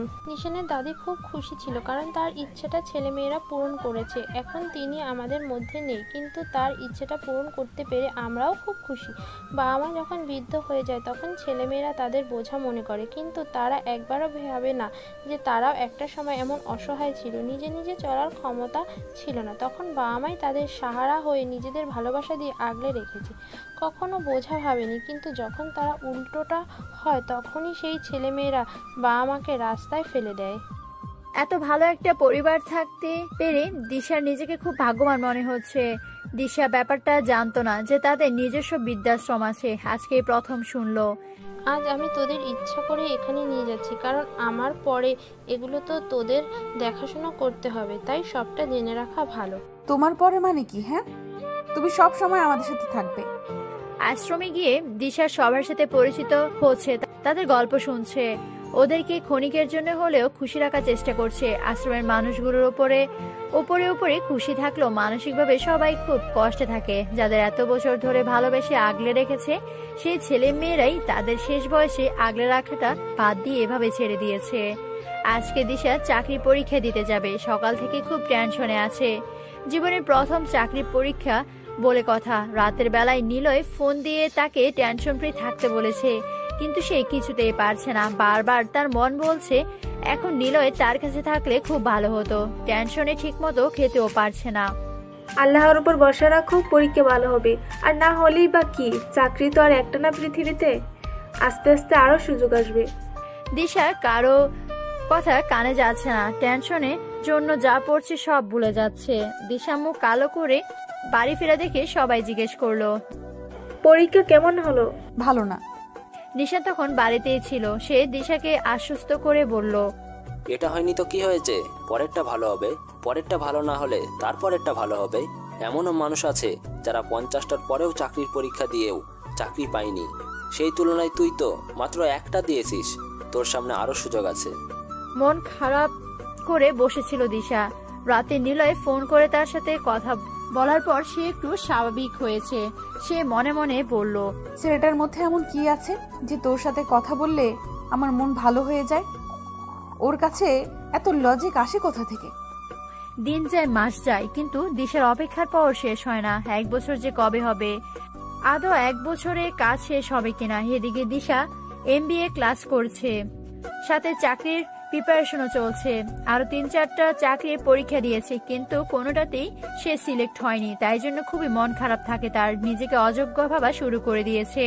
চারিদিকে হতাশা তাকে ঘিরে ধরেছে। সে সবসময় উদাস থাকে। তার পড়াশোনা শেষ হতে চললো, আর 5 মাস পর মাস্টার্স ফাইনাল পরীক্ষা। এইদিকে সে এখনো ভালো কোনো চাকরি পেল না। বাবা মাকে কিভাবে মুখ দেখাবে? তিশা আজকে পুত্র সন্তানের জন্ম দিয়েছে। সবাই খুব খুশি। ছোট অতিথির হাত পা নাড়াতে সবাই ব্যস্ত। তিশা আর নিশানের নামের সাথে মিল রেখে তাদের ছেলের নাম রাখা হয়েছে তিশান। নিলয় ভিডিও কলে তিশানকে দেখেছে। নিলয়ের 1 বছর হতে চললো, কিন্তু তার আসার কোনো খবর নেই। যতবার তিশা জিজ্ঞেস করে তুমি কবে আসবে, ততবারই নিলয় বলে আরো দেরি আছে। এমন জবাব শুনে তিশা হতাশ হয়। দিশা কলেজ থেকে বাড়ি ফিরে সোজা তার রুমে গেল। টেবিলের ওপর ব্যাগ রেখে সে ওয়াশরুমে গিয়ে শাওয়ার নিয়ে চুল মুছতে মুছতে ব্যালকনির দরজায় পা রাখতেই থমকে দাঁড়ালো, কারণ সেখানে আগে থেকেই কেউ একজন তার জন্য দাঁড়িয়ে আছে। দিশাকে দেখে সে সারপ্রাইজ বলে দাঁত বের করে হেসে দিল। দিশা যেন অবাকে চরম পর্যায়ে পৌঁছে গেছে। সে কখনো কল্পনা করতে পারেনি বাড়িতে তার জন্য এত বড় একটা সারপ্রাইজ ওয়েট করছে। হাত থেকে আপনা আপনি তোয়ালেটা পড়ে গেল। 2 চোখ থেকে পানি চিকচিক করছে। সে আর 1 মুহূর্ত দেরি না করে সামনে থাকা মানুষটাকে জড়িয়ে ধরলো। দিশার আচমকা এমন জড়িয়ে ধরাতেই নিলয় খুব অবাক হলো। হ্যাঁ, সামনে থাকা মানুষটা কেউ না, নিলয় ছিল। সে কাউকে কিছু না বলে হুট করে দেশে চলে আসছে। বাড়ির সবাইকে তো সারপ্রাইজ দেওয়া হয়ে গেছে, বাকি ছিল দিশা। তাকে সারপ্রাইজ দিতে গিয়ে সে নিজে সারপ্রাইজড হয়ে গেছে। সে ভেবেছিল সে একাই হয়তো দিশাকে এতদিন দেখার জন্য ওদের আগ্রহে অপেক্ষা করেছিল, কিন্তু দিশাকে দেখে বুঝতে পারলো সে তার থেকেও দ্বিগুণ বেশি অপেক্ষা করেছিল। এইদিকে নিলয়কে জড়িয়ে ধরে দিশা ফুফিয়ে ফুফিয়ে কেঁদে উঠল। নিলয় বুঝতে পারছে না দিশা কেন হঠাৎ তাকে দেখে এভাবেই রিয়েক্ট করছে। নিলয় দিশার মাথায় হাত বুলিয়ে বলল, কি হয়েছে তোমার? তুমি আমাকে দেখে খুশি হওনি নাকি? এভাবে কাঁদছো কেন? দিশা কাঁদতে কাঁদতে বলল, কারণ তুমি খুব খারাপ, খুব খুব খুব খারাপ। তুমি আমাকে একা রেখে এতদিন দেশের বাইরে ছিলে কেন? জানো তোমাকে আমি কত মিস করেছি। এমন কোনো দিন নেই যেদিন তোমাকে আমি মিস করিনি, কিন্তু ভালো লাগছিল না আমার। শুধু তোমার কথা মনে পড়ছিল। তুমি কেন এত দেরি করলে আসতে? নিলয় বুঝতে পারছে না দিশা কেন এত ইমোশনাল হয়ে যাচ্ছে। সে দিশাকে বলল, আরে বাবা, আমি তো চলে এসেছি। এখন তো কান্না থামাও। আর এইভাবে চেপে ধরে রাখছো কেন? আমার তো নিঃশ্বাস বন্ধ হয়ে যাবে। দিশা কাঁদতে কাঁদতে বলল, না, ছাড়বো না, একদমই ছাড়বো না। ছাড়লে তুমি আবার চলে যাবে। আমি তোমাকে ছাড়বো না। নিলয় বুঝতে পারলো দিশা তার হুঁশে নেই, তাই সে দিশাকে জোর করে দিশা বলে ডাক দিল। তখনই দিশা হুঁশ ফিরে আর সে নিলয়কে ছেড়ে তার পাশে দাঁড়িয়ে চোখের পানি মুছতে লাগলো। Are you okay? দিশা মাথা নিচু করে বলল, তুমি এসেছো এই কথা তো বাড়ির কেউ আমাকে বললো না। আমি বলতে বারণ করেছিলাম। সারপ্রাইজটা কেমন দিলাম? একদম ভালো না। আরো কিছুদিন থেকে আসতে, এত তাড়াতাড়ি কেন আসলে? নিলয় দিশাকে খাপানোর জন্য বলল। মেয়েদের বোঝা আসলেই কঠিন ব্যাপার। একটু আগে কাঁদছিলে আমি এতদিন দূরে ছিলাম তাই, আর এখনই বলছো চলে যেতে। আমি কোন দিকে যাব বলো তো? নিলয়ের এমন কথা শুনে দিশা খুব লজ্জা পেল। তারপর নিলয়কে বলল, জানো, এই 1 বছরে তোমার লাগানো গাছগুলোতে কত কত ফুল ফুটেছে। আমি প্রতিদিন গিয়ে তোমার কাছে পানি দিয়ে এসেছি। ফুল কিন্তু একটাও ছিঁড়িনি, শুধু হাত দিয়ে ছুঁয়ে রেখেছি। শুধু কি গাছেরই যত্ন করবে? মালিকের দিকে একটু তাকাও, তারও তো যত্নের দরকার। মানে এই যে কখন থেকে তোমার জন্য দাঁড়িয়ে থেকে আমার পা দুটো লেগে গেছে, তাও একবারও বললে না ঘরে এসে বসতে। চা কফি করে খাওয়ানো তো দূরের কথা। ও সরি, এসো ঘরে এসো। না, এখানে আর বসবো না, নিচে এসো, সবার সাথে বসে গল্প করা হবে। এই যে মিস চুন্নি, সামনে তো পরীক্ষা, প্রিপারেশন কেমন? পাস করতে পারবে তো? এতদিন প্রিপারেশন ভালো ছিল না, তুমি চলে এসেছো, এখন ভালো হবে। বাব্বা, 1 বছরের পড়া এই 1 মাসে শেষ করা ধান্দা করছো নাকি? আরে না, পড়া তো পড়েই রেখেছি, কিন্তু সাহস দেওয়ার মানুষ ছিল না। এখন তুমি এসেছো, সব ভালো হবে। নিলয় দিশাকে রাগানোর জন্য বলল, পড়াশোনা তো শেষ হতে চললো, আর কতদিন আমাদের ঘরে বসে বসে খাবে? ভেবেছিলাম চাকরি বাকরি পেয়ে বাড়ি ছাড়বে, এখন তো দেখছি আমাদের বাড়িতে সারা জীবন থাকার প্ল্যান করছো। আমি তোমার বাড়িতে থাকছি নাকি? আমি আমার আব্বু আর মামুনির বাড়িতে থাকছি, তাই তুমি কোনো কথা বলবে না। আর তুমি বললেই বা আমি শুনবো কেন? আমার আব্বু মামুনি আমার থেকেও দেখছি তোমার বেশি আপন হয়ে গেছে। হয়েছেই তো। বিশ্বাস না হলে তুমি মামুনিকে জিজ্ঞাসা করে দেখো যে কাকে বেশি ভালোবাসে, তোমাকে না আমাকে। ওরা দুজন কথা কাটাকাটি করছিল, তখন দিশা বলল, তাই তো নিলয়, দিশা কেন বাড়ি থেকে যাবে? ওকে তো পার্মানেন্টলি এবার এই বাড়িতে থাকার ব্যবস্থা করে দেব। দিশার কথার প্যাচ নিলয় বুঝতে পেরে মুচকে হাসলো। দিশা কিছু না ভেবে কথার চলে বলে ফেললো, হ্যাঁ, আমাকে এখানে সারা জীবন থাকবো, দেখি তুমি কি করতে পারবে। পরক্ষণে সে নিজেই থেমে গেল আর ভাবতে লাগলো সে কি বলেছে। আজকে দিশা একটা চাকরির পরীক্ষা দিতে যাবে, ব্যাংকের জুনিয়র অফিসার পদে। সে খুব ভালোভাবে প্রিপারেশন নিয়েছে। এর আগেও কয়েকটা পরীক্ষা দেওয়া তার অনেক ভালো আইডিয়া প্রশ্নপত্রের প্রতি। আর তাছাড়া এখন তার পাশে নিলয় আছে অনুপ্রেরণা দেওয়ার জন্য। নিলয়ের সাথে সে পরীক্ষা দিতে গেছে। পরীক্ষা শেষ করে বের হতেই নিলয় তার সামনে গিয়ে প্রশ্নের জুড়ি খুলে বলল, কেমন হয়েছে পরীক্ষা? সব ঠিকঠাক মতো অ্যান্সার দিতে পেরেছো তো? প্রশ্ন কি খুব কঠিন ছিল? টেনশনে আবার উল্টাপাল্টা অ্যান্সার দাওনি তো? আলহামদুলিল্লাহ, খুব ভালো হয়েছে। আনসারও ঠিকঠাক দিতে পেরেছি। প্রশ্ন যথেষ্ট মানসম্মত ছিল, একদম টেনশন ফ্রি ছিলাম। আল্লাহ যদি চায় তাহলে এবার হয়তো আমি ভাইবার জন্য সিলেক্টেড হয়ে যাব। সত্যি এবার দিশাকে ভাইবার জন্য সিলেক্ট করা হয়েছে। সে নিলয় আর দিশার সামনে বসে প্রতিদিন ভাইবার প্র্যাকটিস করে। আজকে দিশা ভাইবা ছিল। সে খুব কনফিডেন্টলি সব প্রশ্নের উত্তর দিতে পারে। এতে সে চাকরির জন্য সিলেক্ট হয়ে যায়। আর কিছুদিনের মধ্যে MBA রেজাল্ট বের হবে। তাই কর্তৃপক্ষ বলেছে রেজাল্ট শিটটা বের হলে সেটা দেখিয়ে তারপর চাকরিতে জয়েন করতে। দিশা তাদের কথায় সায় দেয়। বাড়ি গিয়ে দিশা সবাইকে সুখবরটা আর মিষ্টি মুখ করায়। অবশেষে তার অপেক্ষার অবসান হতে চলল। সে তার লক্ষ্যে পৌঁছতে পেরেছে। এবার সে তার বাবা মার সামনে দাঁড়িয়ে বলতে পারবে যে তাদের মেয়ে কোনো ভুল কাজ করেনি। সে এখন নিজের পায়ে দাঁড়াতে পেরেছে। খুব বড় কোনো চাকরি না পেলেও যেটা পেয়েছে তাই বা খারাপ কিসে? দিশা মনে মনে ভেবে রেখেছে তার প্রথম উপার্জনে প্রথম মাসের টাকা সে তার মায়ের হাতে তুলে দেবে আর বলবে, দেখো মা, তোমার মেয়ে নিজের যোগ্যতা ইনকাম করেছে। এই বাড়ির সবাই খুব খুশি দিশার এই সাফল্যে। কিন্তু সবাই যখন ভাবছে দিশা চলে যাবে তখন আবার সবার মন খারাপ হয়ে যাচ্ছে। নিলয় মনে মনে ভাবছে, দিশার পড়াশোনা শেষ, আবার চাকরিও পেয়েছে। তবে কি এখনই সঠিক সময় মনের কথা বলার? বলে দেব যে আমি ওকে অনেক ভালোবাসি।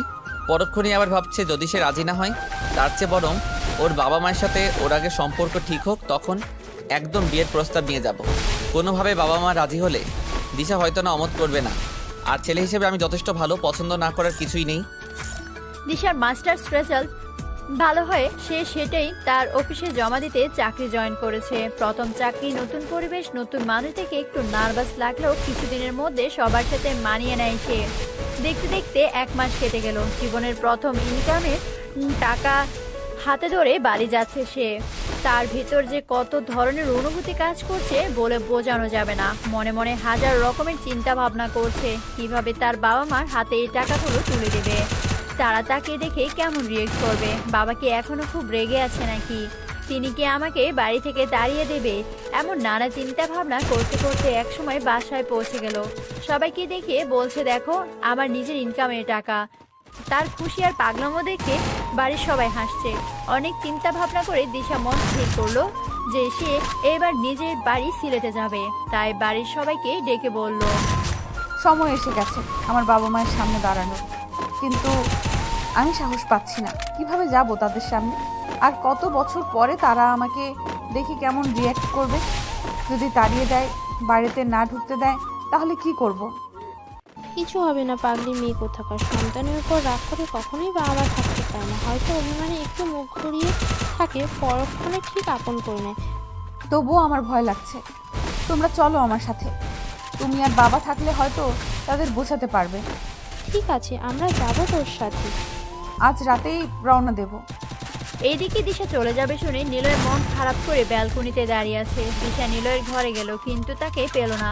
একটু সামনে এগোতেই দেখলো সে ব্যালকনিতে দাঁড়িয়ে আছে। দিশা আলতো করে তার কাঁধে হাত রাখলো। নিলয় পেছন দিকে না ঘুরেই বলল, তাহলে তুমি চলে যাবে? যেতে তো হবেই। আবার কবে আসবে? জানি না, হয়তো খুব তাড়াতাড়ি আসবো, নয়তো আর আসবোই না। তোমাকে খুব মিস করব। আমিও। নিলয় খুব ইচ্ছে করছে বলতে যে যেও না দিশা, এখানেই থেকে যাওয়া জীবন, কিন্তু সেটা বলার অধিকার তো তার নেই। আর তাছাড়া সে নিজেকে এতটা স্বার্থপর বানাতে চায় না। নিলয় দিশাকে বলল, তুমি তোমার লক্ষ্যে পৌঁছে গেছো। কাল সকালে তোমার জীবনে নতুন অধ্যায় শুরু হবে। আমি দোয়া করে দিলাম, ইনশাআল্লাহ তোমার বাবা মা তোমাকে মেনে নেবে আর তোমাদের ভুল বোঝাবুঝি কেটে যাবে। থ্যাংক ইউ এতদিন আমার পাশে থাকার জন্য, আমাকে এত সাহায্য করার জন্য। তুমি যদি সাহায্য না করতে তাহলে হয়তো কখনো আমি আমার স্বপ্ন পূরণ করতে পারতাম না। নিলয় দিশাকে রাগানোর জন্য মুচকে হাসি দিয়ে বলল, এতদিনে তাহলে তোমাকে আমি বাড়ি থেকে তাড়াতে পারছি? সেই শুরু থেকে প্ল্যান করে যাচ্ছিলাম কিভাবে তোমাকে বাড়ি থেকে তাড়াবো, তাই তো তোমাকে এত সাহায্য করেছি তোমার স্বপ্ন পূরণ করতে। দিশা মেয়েকে রাগ দেখিয়ে বলল, তুমি না কখনো শুধরাবে না। চলে যাচ্ছি আমি, শান্তিতে থেকো। হাসির মাঝে কখন যে চোখ দিয়ে পানি গড়িয়ে পড়ছে নিলয়ের তার নিজেরই অজানা। দিশা নিজেও আড়ালে তার চোখের পানি মুছতে মুছতে চলে গেল। রাতের বেলা সবাই দিশাকে বিদায় দিচ্ছে। দিশা থেকে কুচকন দিশাকে কোলে নিয়ে আদর করে ওর থেকেও বিদায় নিল দিশা। নিশান মাথায় হাত রেখে বলল, তোর যাত্রা শুভ হোক। বাবা মায়ের সাথে সব মিটমাট করে তাড়াতাড়ি ফিরে আয়, তোকে ছাড়া বাড়িটা শূন্য লাগে।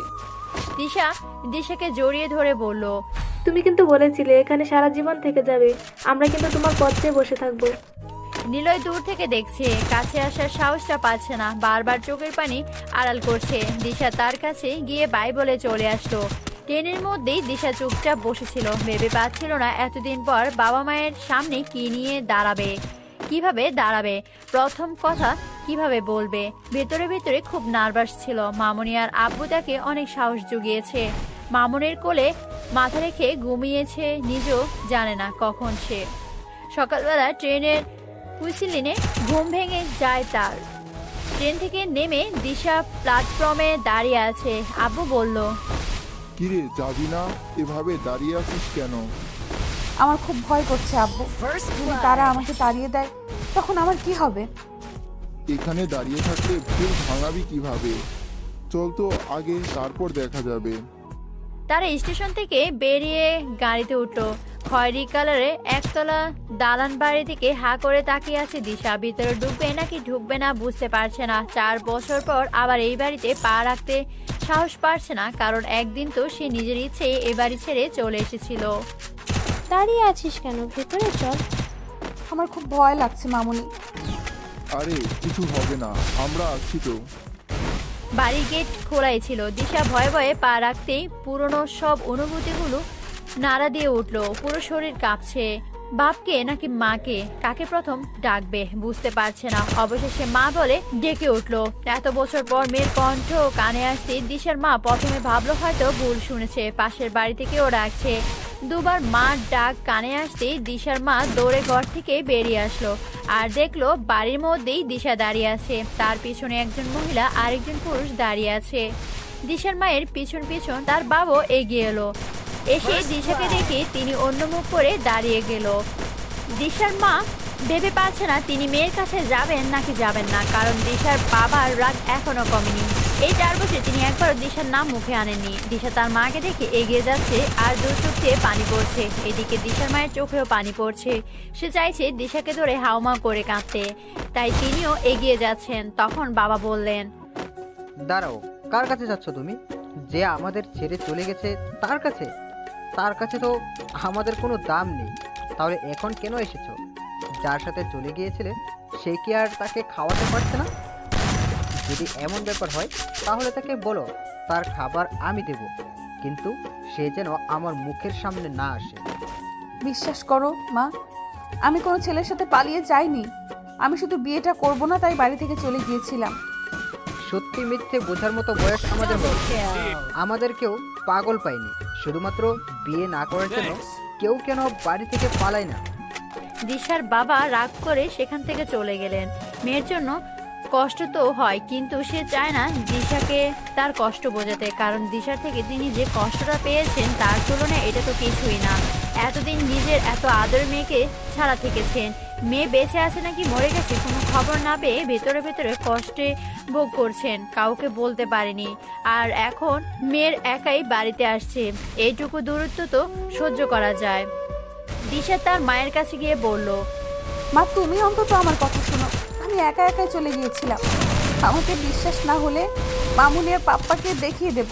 তুমি এনাদের সাথে কথা বলে দেখো, এনারা তোমাকে সব সত্যিটা বলে দেবে। আমি এতদিন ওনাদের বাড়িতেই ছিলাম, ওনারা আমাকে অনেক ভালোবেসে এতদিন থাকতে দিয়েছে, আমার লেখাপড়া করিয়েছে, এখন আমি চাকরিও পেয়েছি। নিশানের বাবা মা দিশার মাকে সব বুঝিয়ে বলল। সব শুনে দিশার মা মেয়েকে জড়িয়ে ধরে হাউমা করে কেঁদে ফেলে আর বলল, তোর জন্য এমন কোনো দিন নেই যে আমি কাঁদিনি। তোর বাবাও লুকিয়ে লুকিয়ে কাঁদত, কত কষ্ট পেয়েছি আমরা জানিস। এলাকার লোক কত খারাপ কথা বলেছে, সব সহ্য করেছি। এতদিনে আমাদের সাথে কোনো যোগাযোগ করিসনি, কত ভয় পেয়ে গেছিলাম। বারবার মনে হতো তোর কোনো বিপদ হয়েছে নাকি, তুই আদৌ বেঁচে আছিস নাকি। দিশা তার মাকে জড়িয়ে ধরে বলল, নিশান ভাইয়া, মামুনি আব্বু না থাকলে হয়তো সত্যি আমার কোনো বিপদ হতো। কপাল ভালো ছিল যে এত ভালো একটা ফ্যামিলি পেয়েছি, আর আমি আমার স্বপ্ন পূরণ করতে পেরেছি। তারপর মায়ের হাতে তার প্রথম মাসের স্যালারিটা তুলে দিয়ে বলল, এটা আমার জীবনের প্রথম ইনকাম। তোমাকে তো কোনো দিন দুঃখ ছাড়া কিছু দিতে পারিনি, তাই এটা রাখো। দিশার মা নিশানের বাবা মাকে দিশার ঘরে বসতে দিলেন। দিশা থাকে না, তারপরও ঘরটা আগের মতোই পরিষ্কার আছে। তার মা প্রতিদিন ঢুকে একবার করে মেয়ের জিনিসপত্র দেখতেন আর কান্না করতেন, তারপর পরিষ্কার করে চলে যেতেন। দিশার বাবা এখনো রেগে আছে, রাগ কমলে দিশার মা তাকে সবকিছুই বুঝিয়ে বলবে। এখন তিনি তাদের জন্য রান্না করতে লাগলেন। দীপ বাড়িতে নেই, সকালবেলা খেলতে বেরিয়েছিল। সকাল 7টা থেকে 9টা পর্যন্ত মাঠে খেলে চলে, তারপর 10টার দিকে স্কুলে চলে যায়। দিশা গিয়ে দীপের ঘরে বসে আছে তাকে সারপ্রাইজ দেওয়ার জন্য। মাকে বলে দিয়েছে যেন কিছু না জানায় তাকে। দীপ বাড়িতে এসে হাত মুখ ধুয়ে নিজের ঘরে গিয়ে দিশাকে দেখে ভূত বলে চিৎকার দিল। সে ভেবেছে দিশা ভূত দেখেছে। দিশা তাকে দেখে বলল, ছেলে মানুষ হয়ে এত ভয় পাস কেন? আমি মরে যাইনি যে ভূত হব। আপু, তুই সত্যি এসেছিস? কবে এসেছিস? কিভাবে এসেছিস? কোথা থেকে এসেছিস? কেন রে, আমি এসেছি বলে কি তোর খুব খারাপ হচ্ছে? আমি দূরে ছিলাম তখন খুব আনন্দে ছিলি, তাই না? দীপ ছেলে মানুষ, সে কি আর মেয়েদের মতো কান্না করবে? সে আনন্দে জোরে চিৎকার দিয়ে বলল, খুশি হইনি মানে? খুব খুশি হয়েছি। জানিস তোকে আমি কত মিস করেছি। কতদিন তোর সাথে ঝগড়া করা হয়নি। দুলাভাই কোথায়? দুলাভাই হবে কোথা থেকে? আমি তো বিয়েই করিনি। যার সাথে পালিয়েছিলি সে তোকে বিয়ে করেনি? এক থাপ্পড় মারবো। আমি একাই পালিয়েছি, কোনো ছেলের সাথে পালাইনি। সবাই এই ছেলে ছেলে করে আমার মাথাটা খারাপ করে দিল। তারপর দিশা দীপকে সব কাহিনী খুলে বলল। দীপ শুনে বলল, বাবা, তোর আবার পড়াশোনার প্রতি এত আগ্রহ হলো কবে থেকে? জীবনে যাকে বই হাতে নিতে দেখতাম না, সে নাকি পড়াশোনা করার জন্য পালিয়েছে। সারাক্ষণ তো সাজগোজ নিয়ে পড়ে থাকতি। বিয়ে করাই তো তোর জন্য পারফেক্ট ছিল। এই ভদ্রভাবে কথা বল। এখন তোর বোন আর বেকার নেই রে। এখন সে ব্যাংকের জুনিয়র অফিসার। মাসে মাসে মোটা না হোক মাঝারি অঙ্কের বেতন পায়। তা আমার জন্য কি এনেছিস? আপাতত কিছু আনেনি। সামনের মাসে বেতন পেলে তোর জন্য ভালো দেখে কিছু নিয়ে আসবো। তুই আসলেই কিপটা। ভাই বোনের ঝগড়া শেষ নেই, সারাদিন চলতেই থাকে। দিশার দীপও তাই করেছে। দুপুরবেলায় সবাই খাওয়া দাওয়া করছে, কিন্তু দিশার বাবা একবারও ওদের সামনে আসেনি। দিশা খুব মন খারাপ করেই বলল, বাবা কি আমার সাথে কোনোদিন কথা বলবে? দিশার মা তাকে সান্ত্বনা দিয়ে বলল, আরে চিন্তা করিস না তো, কতদিন আর রাগ করে থাকবে? আমি সব বুঝিয়ে বলবো। দোস্ত অনিচ্ছাকৃতভাবে আমাদেরও ছিল। আমরাই তো তোর ইচ্ছার দাম না দিয়ে বিয়েটা চাপিয়ে দিলাম না? তখন যদি তোর সাথে ভালোভাবে আলোচনা করতাম তাহলে আর। আমরা তাহলে আজ রাতের ট্রেনে চলে যাচ্ছি। আজকের দিনটা থাকো, কাল রাতে তিনজন একসাথে যাব। দিশার কথা শুনে নিশানের বাবা মা অবাক হয়ে বলল, তুই আমাদের সাথে যাবি? হ্যাঁ, যেতেই তো হবে। নতুন চাকরি বলে কথা। শুক্রবার আর শনিবার ছুটি ছিল, তাই আসতে পেরেছি। এই তো আসলে, আবার চলে যাবি? মাত্র 1 মাস হলো চাকরি জয়েন করেছি। এত তাড়াতাড়ি তো ট্রান্সফার নিতে পারবো না, যেতেই হবে। প্রথমে ভেবেছিলাম বাবা যদি থাকতে দেয় তাহলে চাকরি ছেড়ে এখানে এসে থাকবো, কিন্তু পরে ভাবলাম এত কষ্টে চাকরিটা পেয়েছি, সেটা আমি এত সহজে হারাবো না। আর থাকবোই বা কার ভরসায়? বাবার রাগ তো কিছুতেই ভাঙছে না। তবে আমি প্রত্যেক সপ্তাহে ছুটির 2 দিন এখানে এসে থেকে যাব। রাতের বেলায় দিশার মা তার বাবাকে দিশার কথা বলতে চাইলে তিনি অন্যদিকে মুখ ঘুরিয়ে শুয়ে পড়েন। দিশার মা বুঝতে পারেন তিনি কোনো কথা বলবেন না, কিন্তু সব শুনবে। তাই তিনি নিশানের মায়ের থেকে যা যা শুনেছে সবকিছুই দিশার বাবাকে বললেন। দিশার বাবা কোনো কথা বলেনি, চুপচাপ শুনে গেছে। তিনি ভিতরে ভিতরে অনুশোচনায় ভুগছে। দিশা তাকে বারবার বলেছিল বিয়ে করতে চায় না, কিন্তু তিনি জেদ ধরে বসেছিলেন বিয়ে দেওয়ার জন্য। তার ফলস্বরূপ মেয়েকে এত বছর কাছে পাননি। মেয়ের সাফল্যে তার সাথে থাকতে পারেনি। সকালবেলা দিশা অনেক সাহস করে তার বাবার ঘরে যায়। দেখে তিনি বিছানায় বসে বই পড়ছেন। দিশা তার বাবার পাশে বসে, কিন্তু তিনি একটা কথাও বলেনি, এমনকি দিশার দিকে তাকাননি। দিশা তার বাবাকে বলল, আমাকে মাফ করে দাও বাবা। আমি কিছু না বুঝে এত বড় একটা ডিসিশন নিয়ে ফেলেছি। তোমাদের অনেক কষ্ট দিয়েছি। দিশার বাবা কোনো নড়চড় নেই, তিনি সেভাবেই বইয়ের দিকে তাকিয়ে আছেন। দিশা তার বাবার হাতটা ধরে বলল, বাবা আমি কি এতই খারাপ কাজ করেছি? আমাকে মাফ করা যায় না? কেন তুমি আমার সাথে কোনো কথা বলছো না? বাবা তোমার মনে আছে আমি যখন স্কুলে পড়তাম প্রতিদিন বাড়িতে এসে স্কুলে কি কি হতো তোমাকে বলতাম? তারপর কলেজে উঠে আমার কতগুলো বান্ধবী হয়েছে, কাদের সাথে মিশেছে, সব গল্প তোমার সাথে করতাম। তোমাকে সারাদিনের কাহিনী না বললে আমার রাতের ঘুমই হতো না। আম্মু কত বকা দিয়েছে আর বলেছে যে আমরা দুজন মিলে নাকি আম্মুর বিরুদ্ধে প্ল্যানিং করি। তোমাকে খুব মিস করেছি বাবা এই 4 বছরে। কলেজ থেকে ফিরে তোমাকে না পাওয়ার জন্য গল্পগুলো সব নিজের মধ্যে থেকে যেত।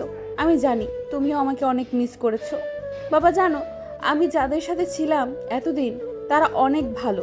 এরা যদি না থাকতো তাহলে হয়তো সত্যিই আমার অনেক বিপদ হতো। এই 4 বছরে তারাই আমাকে পড়াশোনা করিয়েছে, নিজের যোগ্যতার ব্যাংকে চাকরিও পেয়েছি। বাবা আজ রাতেই আমরা আবার চলে যাব। নতুন চাকরি, 2 দিন ছুটি ছিল তাই এসেছি। 1 মাস হলো চাকরির, এত তাড়াতাড়ি ট্রান্সফারও নেওয়া যাবে না। তবে প্রতি সপ্তাহে এসে 2 দিন থেকে যাব। আমাকে এবারের মতো ক্ষমা করে দাও বাবা। আমি আর তোমার অবাধ্য হব না। তুমি যেখানে যার সাথে আমার বিয়ে ঠিক করবে আমি তাই করব। যদি বলো চাকরি ছাড়তে তাহলে সেটাও ছেড়ে দেব। কথাগুলো বলেই দিশা চলে যাচ্ছিল। তখন দিশার বাবা বইয়ের দিকে তাকিয়ে বলল, যেটা তুমি অর্জন করেছো সেটা ধরে রাখতে শেখো। চাকরি সবাই পায় না। দিশা তার বাবার সিগন্যাল বুঝতে পেরে মুচকে হাসি দিয়ে চলে গেল। রাতের বেলায় ট্রেনে দিশা আবার চট্টগ্রামের উদ্দেশ্যে রওনা দিল নিশানের বাবা মার সাথে। সকাল 7টার দিকে কলিং বেল বেজে উঠল। দিশা তখন রান্নাঘরে ছিল। আলো লাগিয়ে দরজা খুলে দিল। নিশানের বাবা মা পেছনে দিশা ছিল। দিশাকে দেখে দিশা চমকে উঠে বলল, তোমার বাবা মার রাগ ভাঙেনি? বলল ভেঙেছে তো, কিন্তু আমার যে ছুটি নেই তাই চলে আসলাম। আগেই বলে যেতে যে ফিরে আসবে, শুধু শুধু আমাদের মন খারাপ করে দিয়েছিলে। সারপ্রাইজ দেওয়ার জন্য বলিনি। অনেক সারপ্রাইজ দিয়েছো।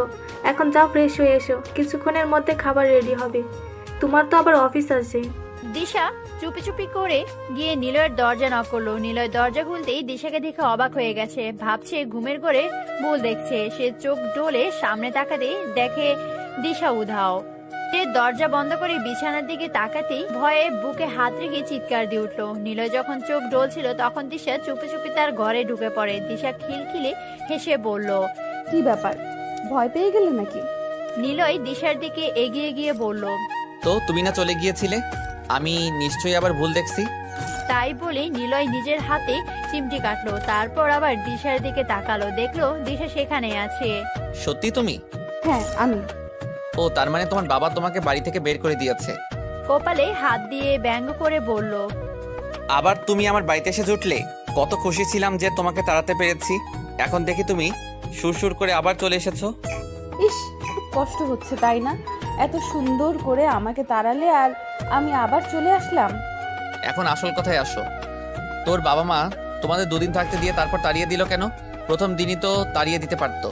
আমাকে তাড়িয়ে দেয়নি, নিজের ইচ্ছায় এসেছি। তুমি হয়তো ভুলে গেছো আমি এখন চাকরি করি, তাই আমি চাইলেও সেখানে থাকতে পারবো না। দুদিন ছুটি ছিল তাই গিয়েছিলাম। ও, তাহলে সেদিন বললে না কেন? ইচ্ছা হয়নি তাই। দেখেছিলাম তুমি আমাকে সত্যি সত্যি মিস করো নাকি। আমাকে খুব মিস করেছো বুঝি? একদমই না, দেখছো তো আমি কত নিশ্চিন্তে ঘুমাচ্ছিলাম। কিন্তু তোমার এই ঘুম তো আমার সহ্য হলো না, তাই আবার চলে আসলাম। যাও এখন আমার জন্য কফি বানাও। এমন ভাবে অর্ডার করছো মনে হচ্ছে আমি তোমার চাকর। যাও নিজে বানিয়ে খাও। প্রতিদিন তো আমাকে খাওয়ার জন্য দাওয়াত দিতে, এখন কি হলো? যাও বানাও বলছি। আমি এখন চাকরি করি, তাই এখন আমি নিজে নিজে কাজ করে খেতে পারবো না। ও মা, তাই নাকি? তুমি এখন চাকরি করো? দুদিনের চাকরিতে কত ফুটানি। যাও ভদ্রমের মতো সুন্দর করে 2 কাপ কফি বানিয়ে নিয়ে এসো। দিশা একটা বেঞ্চি কেটে বানাতে লাগলো। পানি গরম করতে করতে বলল, যদি ভালো না হয় তাহলে কিন্তু আমার দোষ নেই। তখন আবার বানিয়ে নেব। ওই আশাতেই বসে থাকো, 1 কাপ বানিয়ে দিচ্ছি, এই তোমার জন্য অনেক। নিলয় দিশার কথা হেসে পেল। দুজনে মিলে কফিতে চুমুক দিয়েছে আর টুকিটাকি গল্প করছে। দিশার আজকে মনটা খুব ফ্রেশ লাগছে। একে তো সে তার বাবাকে বোঝাতে পেরেছে, তার উপর 2 দিন পর নীলকে দেখতে পেয়েছে। এভাবে 4 মাস কেটে গেল। দিশা প্রত্যেক সপ্তাহে 2 দিন তার বাড়ি সিলেটে গিয়ে থেকে আসে। এখন তার বাবা মা তার সাথে কথা বলে। দিশার বাবাও ঠিক করেছে সে দিশার ইচ্ছের বিরুদ্ধে তার বিয়ে ঠিক করবে না। আগে তার থেকে মত নিবে যে সে কি চায়। চাকরি তো পেয়েছে, এবার দিশা আলাদা বাসা নিতে চাইলে নিলয়ের বাবা মা তাকে ধমকে এখানে রেখে দেয়। এইদিকে নিলয় তার বাবা মার কাছে দিশাকে বিয়ে করার কথাটা বলেছে। নিলয়ের বাবা মা তো খুব খুশি এই কথা শুনে। এবার তারা দিশাকে পার্মানেন্টলি তাদের বাড়িতে রাখতে পারবেন। মামনি দিশার থেকে তার বাবা মার নাম্বার নিয়ে তাদেরও বিয়ের কথা বলেছিলেন। দিশার বাবা মা শুধু এইটুকুই বলেছে যে দিশা যদি রাজি থাকে তাহলে তাদের বিয়ে দিতে কোনো আপত্তি নেই। নিশানের মা তাদের বলেছেন, আপনারা যা ঠিক করবেন তাতে দিশা রাজি হলে এবার দিশা গেলে তার সাথে আপনারাও আসুন। এখানে এসে কিছুদিন থেকে আমাদের সম্পর্কে খোঁজ খবর নিয়ে তারপর আমাদের মতামত জানান। দিশার বাবা মা এতে রাজি হয়ে যায়, তবে বিষয়টা দিশার কাছে গোপন রাখে। মামনি দিশাকে বারবার করে বললে তার বাবা মাকে নিয়ে আসতে। এদিকে নীলয়ের মনের মধ্যে তো বিয়ের ফুল ফুটে আসছে। সে শুধু দিন গুনছে দিশাকে বিয়ে করার। দিশার বাপ মা সিলেটে আসার 2 দিন হয়ে গেল। মামনি তাদের নিশানের চাচাদের বাড়িতে নিয়ে গেছেন, সবার সাথে পরিচয় করে দিয়েছে। সবাই সাথে পরিচয় হয়ে এবং নীলকে দেখে তারাও বিয়েতে রাজি হয়ে যায়। একে তো এদের ফ্যামিলি ভালো, তারপর নীলকে কোনো দিক দিয়ে খারাপ মনে হয়নি। দিশার বাবা মা বুঝতে পেরেছে দিশা এই বাড়িতেই ভালো থাকবে। এতদিন তো দিশা এদের যত্নে ছিল। দিশা সারাদিন অফিসে থাকে, তাই সে কিছুই জানে না যে তার পিছে পিছে কি চলছে। সবাই তো বিয়েতে রাজি, কিন্তু যার বিয়ে তাকে এখনো বলা হয়নি। কিভাবে বলবে কেউ বুঝতে পারছে না। দিশা সব শুনে কেমন রিয়েক্ট করবে। তখন দিশা আশ্বস্ত করে বলল, তোমরা এঙ্গেজমেন্টের আয়োজন করো, দিশাকে রাজি করানো আমার দায়িত্ব। ছুটির দিনে দিশা একটু বেলা করে ওঠে। 10টার দিকে ঘর থেকে বেরিয়ে নিচে নামতে সে অবাক হয়ে গেল, কারণ পুরো বাড়ি সাজানো হচ্ছে। এইদিকে রান্নাঘরেও আয়োজন চলছে। দিশা অবাক হয়ে বলল, আজকে কি কোনো অনুষ্ঠান আছে? কেউ দিশার সাথে কথা বলছে না, তাকে এড়িয়ে চলছে। দিশা মনে মনে বলল, আজব তো, আমিও একটা মানুষ, আমাকে তো কেউ দেখছেই না। দিশার কাছে এসে বলল, তুমি উঠে গেছো? টেবিলে বসো, আমি খাবার দিচ্ছি। দিশার হাত ধরে বলল, ভাবি আজকে কি কোনো অনুষ্ঠান আছে? সবাই কি এত ব্যস্ত দেখাচ্ছে? হ্যাঁ, আজকে অনেক গেস্ট আসবে। ও, বেলা 12টা বাজতে বাজতে বাড়িতে অনেক আত্মীয় এসে গেছে। বাইরে কেউ না, সব নিজেরই লোক। নিশানের চাচারা, ফুপুরা, খালারা, মামারা। নিষেধকে দেখে দিশা এগিয়ে গিয়ে বলল, ভাইয়া কেমন আছো? ভালো, তোর কি খবর? এই তো ভালো। ভাবি কেমন আছো? আমিও ভালো আছি, তবে আজকে তো তোমার ভালো থাকার দিন। মানে? নিশাদ ইশারা করতে রিশা বলল, কিছু না, এমনি বললাম। শুনলাম তোমার বাবা মা এসেছে। হ্যাঁ, এসেছে তো অনেকদিন। দিশা রিশাদের গাল টেনে বলল, পুচকুটা তো অনেক বড় হয়ে গেছে। নিশাদার ওয়ারিশার বিয়ে হয়েছে 2 বছর হলো। তাদের 5 মাসের ছেলের নাম রিশাদ। এইদিকে নিশা আর নিরান একই কালারের শাড়ি আর পাঞ্জাবি পরে ড্রয়িং রুমে ঘুরছে। নিশা সেলফি তুলছে আর নিরান তার পিছু পিছু থাকছে। নিশা আর নিরানের গত বছর বিয়ে হয়েছে। নিশা তো নিলয়কে পছন্দ করতে সবাই জানে। এদিকে নিরান যে মনে মনে নিশাকে ভালোবাসতো তা কেউ জানতো না। সে 2 বছর ধরে নিশাকে ফটিয়ে ফাইনালি তার মন থেকে নিলয়কে বের করে দিয়ে বিয়ের ফিরিতে বসিয়েছে। এখন তারা সুখী দম্পতি। তবে এর পুরো ক্রেডিটটাই নিরানের। সে সকাল বিকালে নিশার প্রশংসা করে তাকে খুশি রাখে। অনার্স শেষ হতেই নিপারও বিয়ে হয়ে গেছে। বাদ পড়েছিল শুধু নিলয় আর দিশা। এখন তাদেরও হতে চলেছে। অনেকদিন পর সবাইকে পেয়ে দিশা আড্ডায় মত্ত হয়ে গেল। কিন্তু আজকে সবার কথার ধরন কেমন অদ্ভুত লাগছে। মনে হচ্ছে কিছু লুকাচ্ছে দিশার থেকে। কেমন করে সবাই রহস্যময় হাসি দিচ্ছে একজন আরেকজনের দিকে তাকিয়ে। নিশানের মা আর দিশা মিলে দিশাকে ডেকে ঘরে নিয়ে গেল।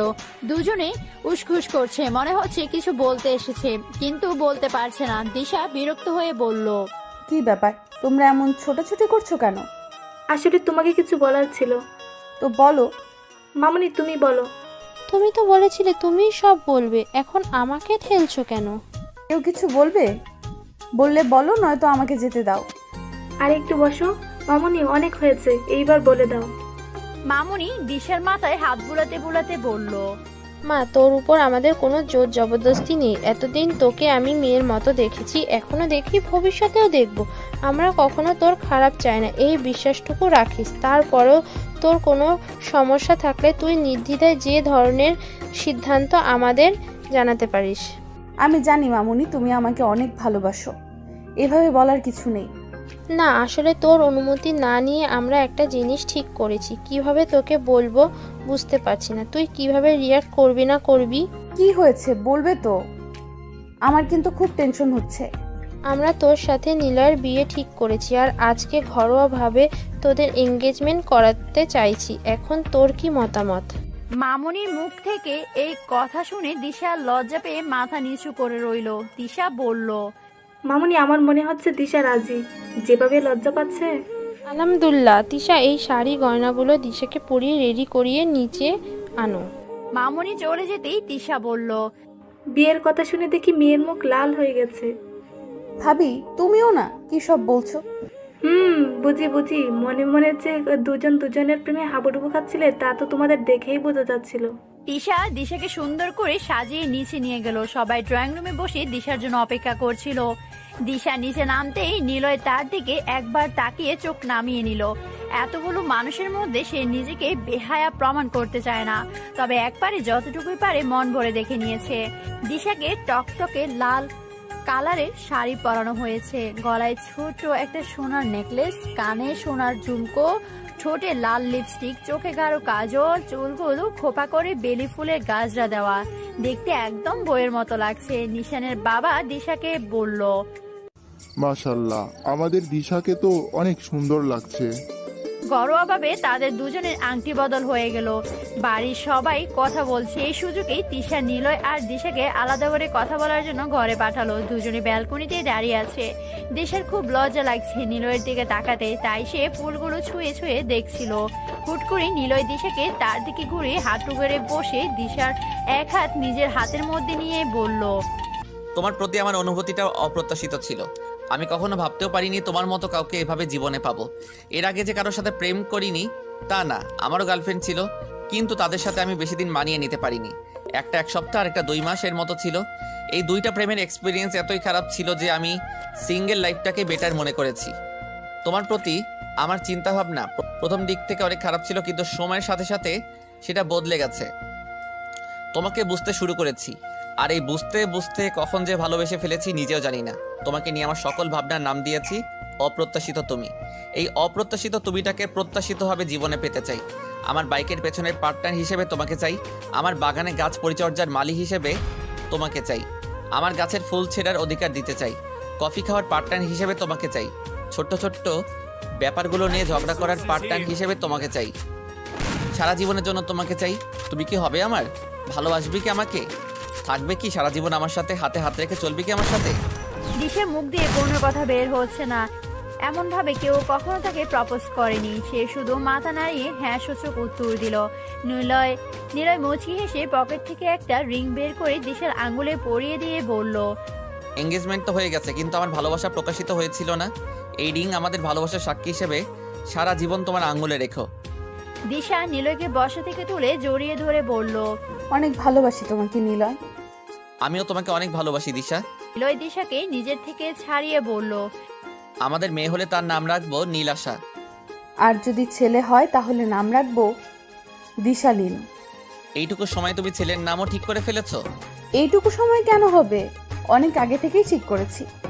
অনেক আগে মানে কখন? যখন সাকিবকে ভালোবাসতে তখন থেকে? তুমি কি এখন আমার সাথে ঝগড়া করতে চাইছো? তুমি সত্যি সাকিবকে ভালোবাসতে? ঝগড়া বাঁধানোর কি আছে? ওকে ফাইন, আমি এখনো সাকিবকেই ভালোবাসি। ওকে নিয়ে বিয়ে, বাচ্চা, এমনকি নাতি নাতনিরও প্ল্যান করে ফেলেছি। সবার নাম ঠিক করাও হয়ে গেছে। তাহলে আমি তোমার সাথে কি করছি? আমার তো সাকিবকে বিয়ে করা উচিত। আমি এক্ষুনি আমাদের বিয়ে বন্ধ করার কথা বলতে যাচ্ছি। দিশা এগোতেই নিলয় তার হাত ধরে টান দিয়ে নিজের কাছে এনে কোমর জড়িয়ে ধরে বলল, রাগ করছো কেন সোনা পাখি? আমি তো মজা করছিলাম।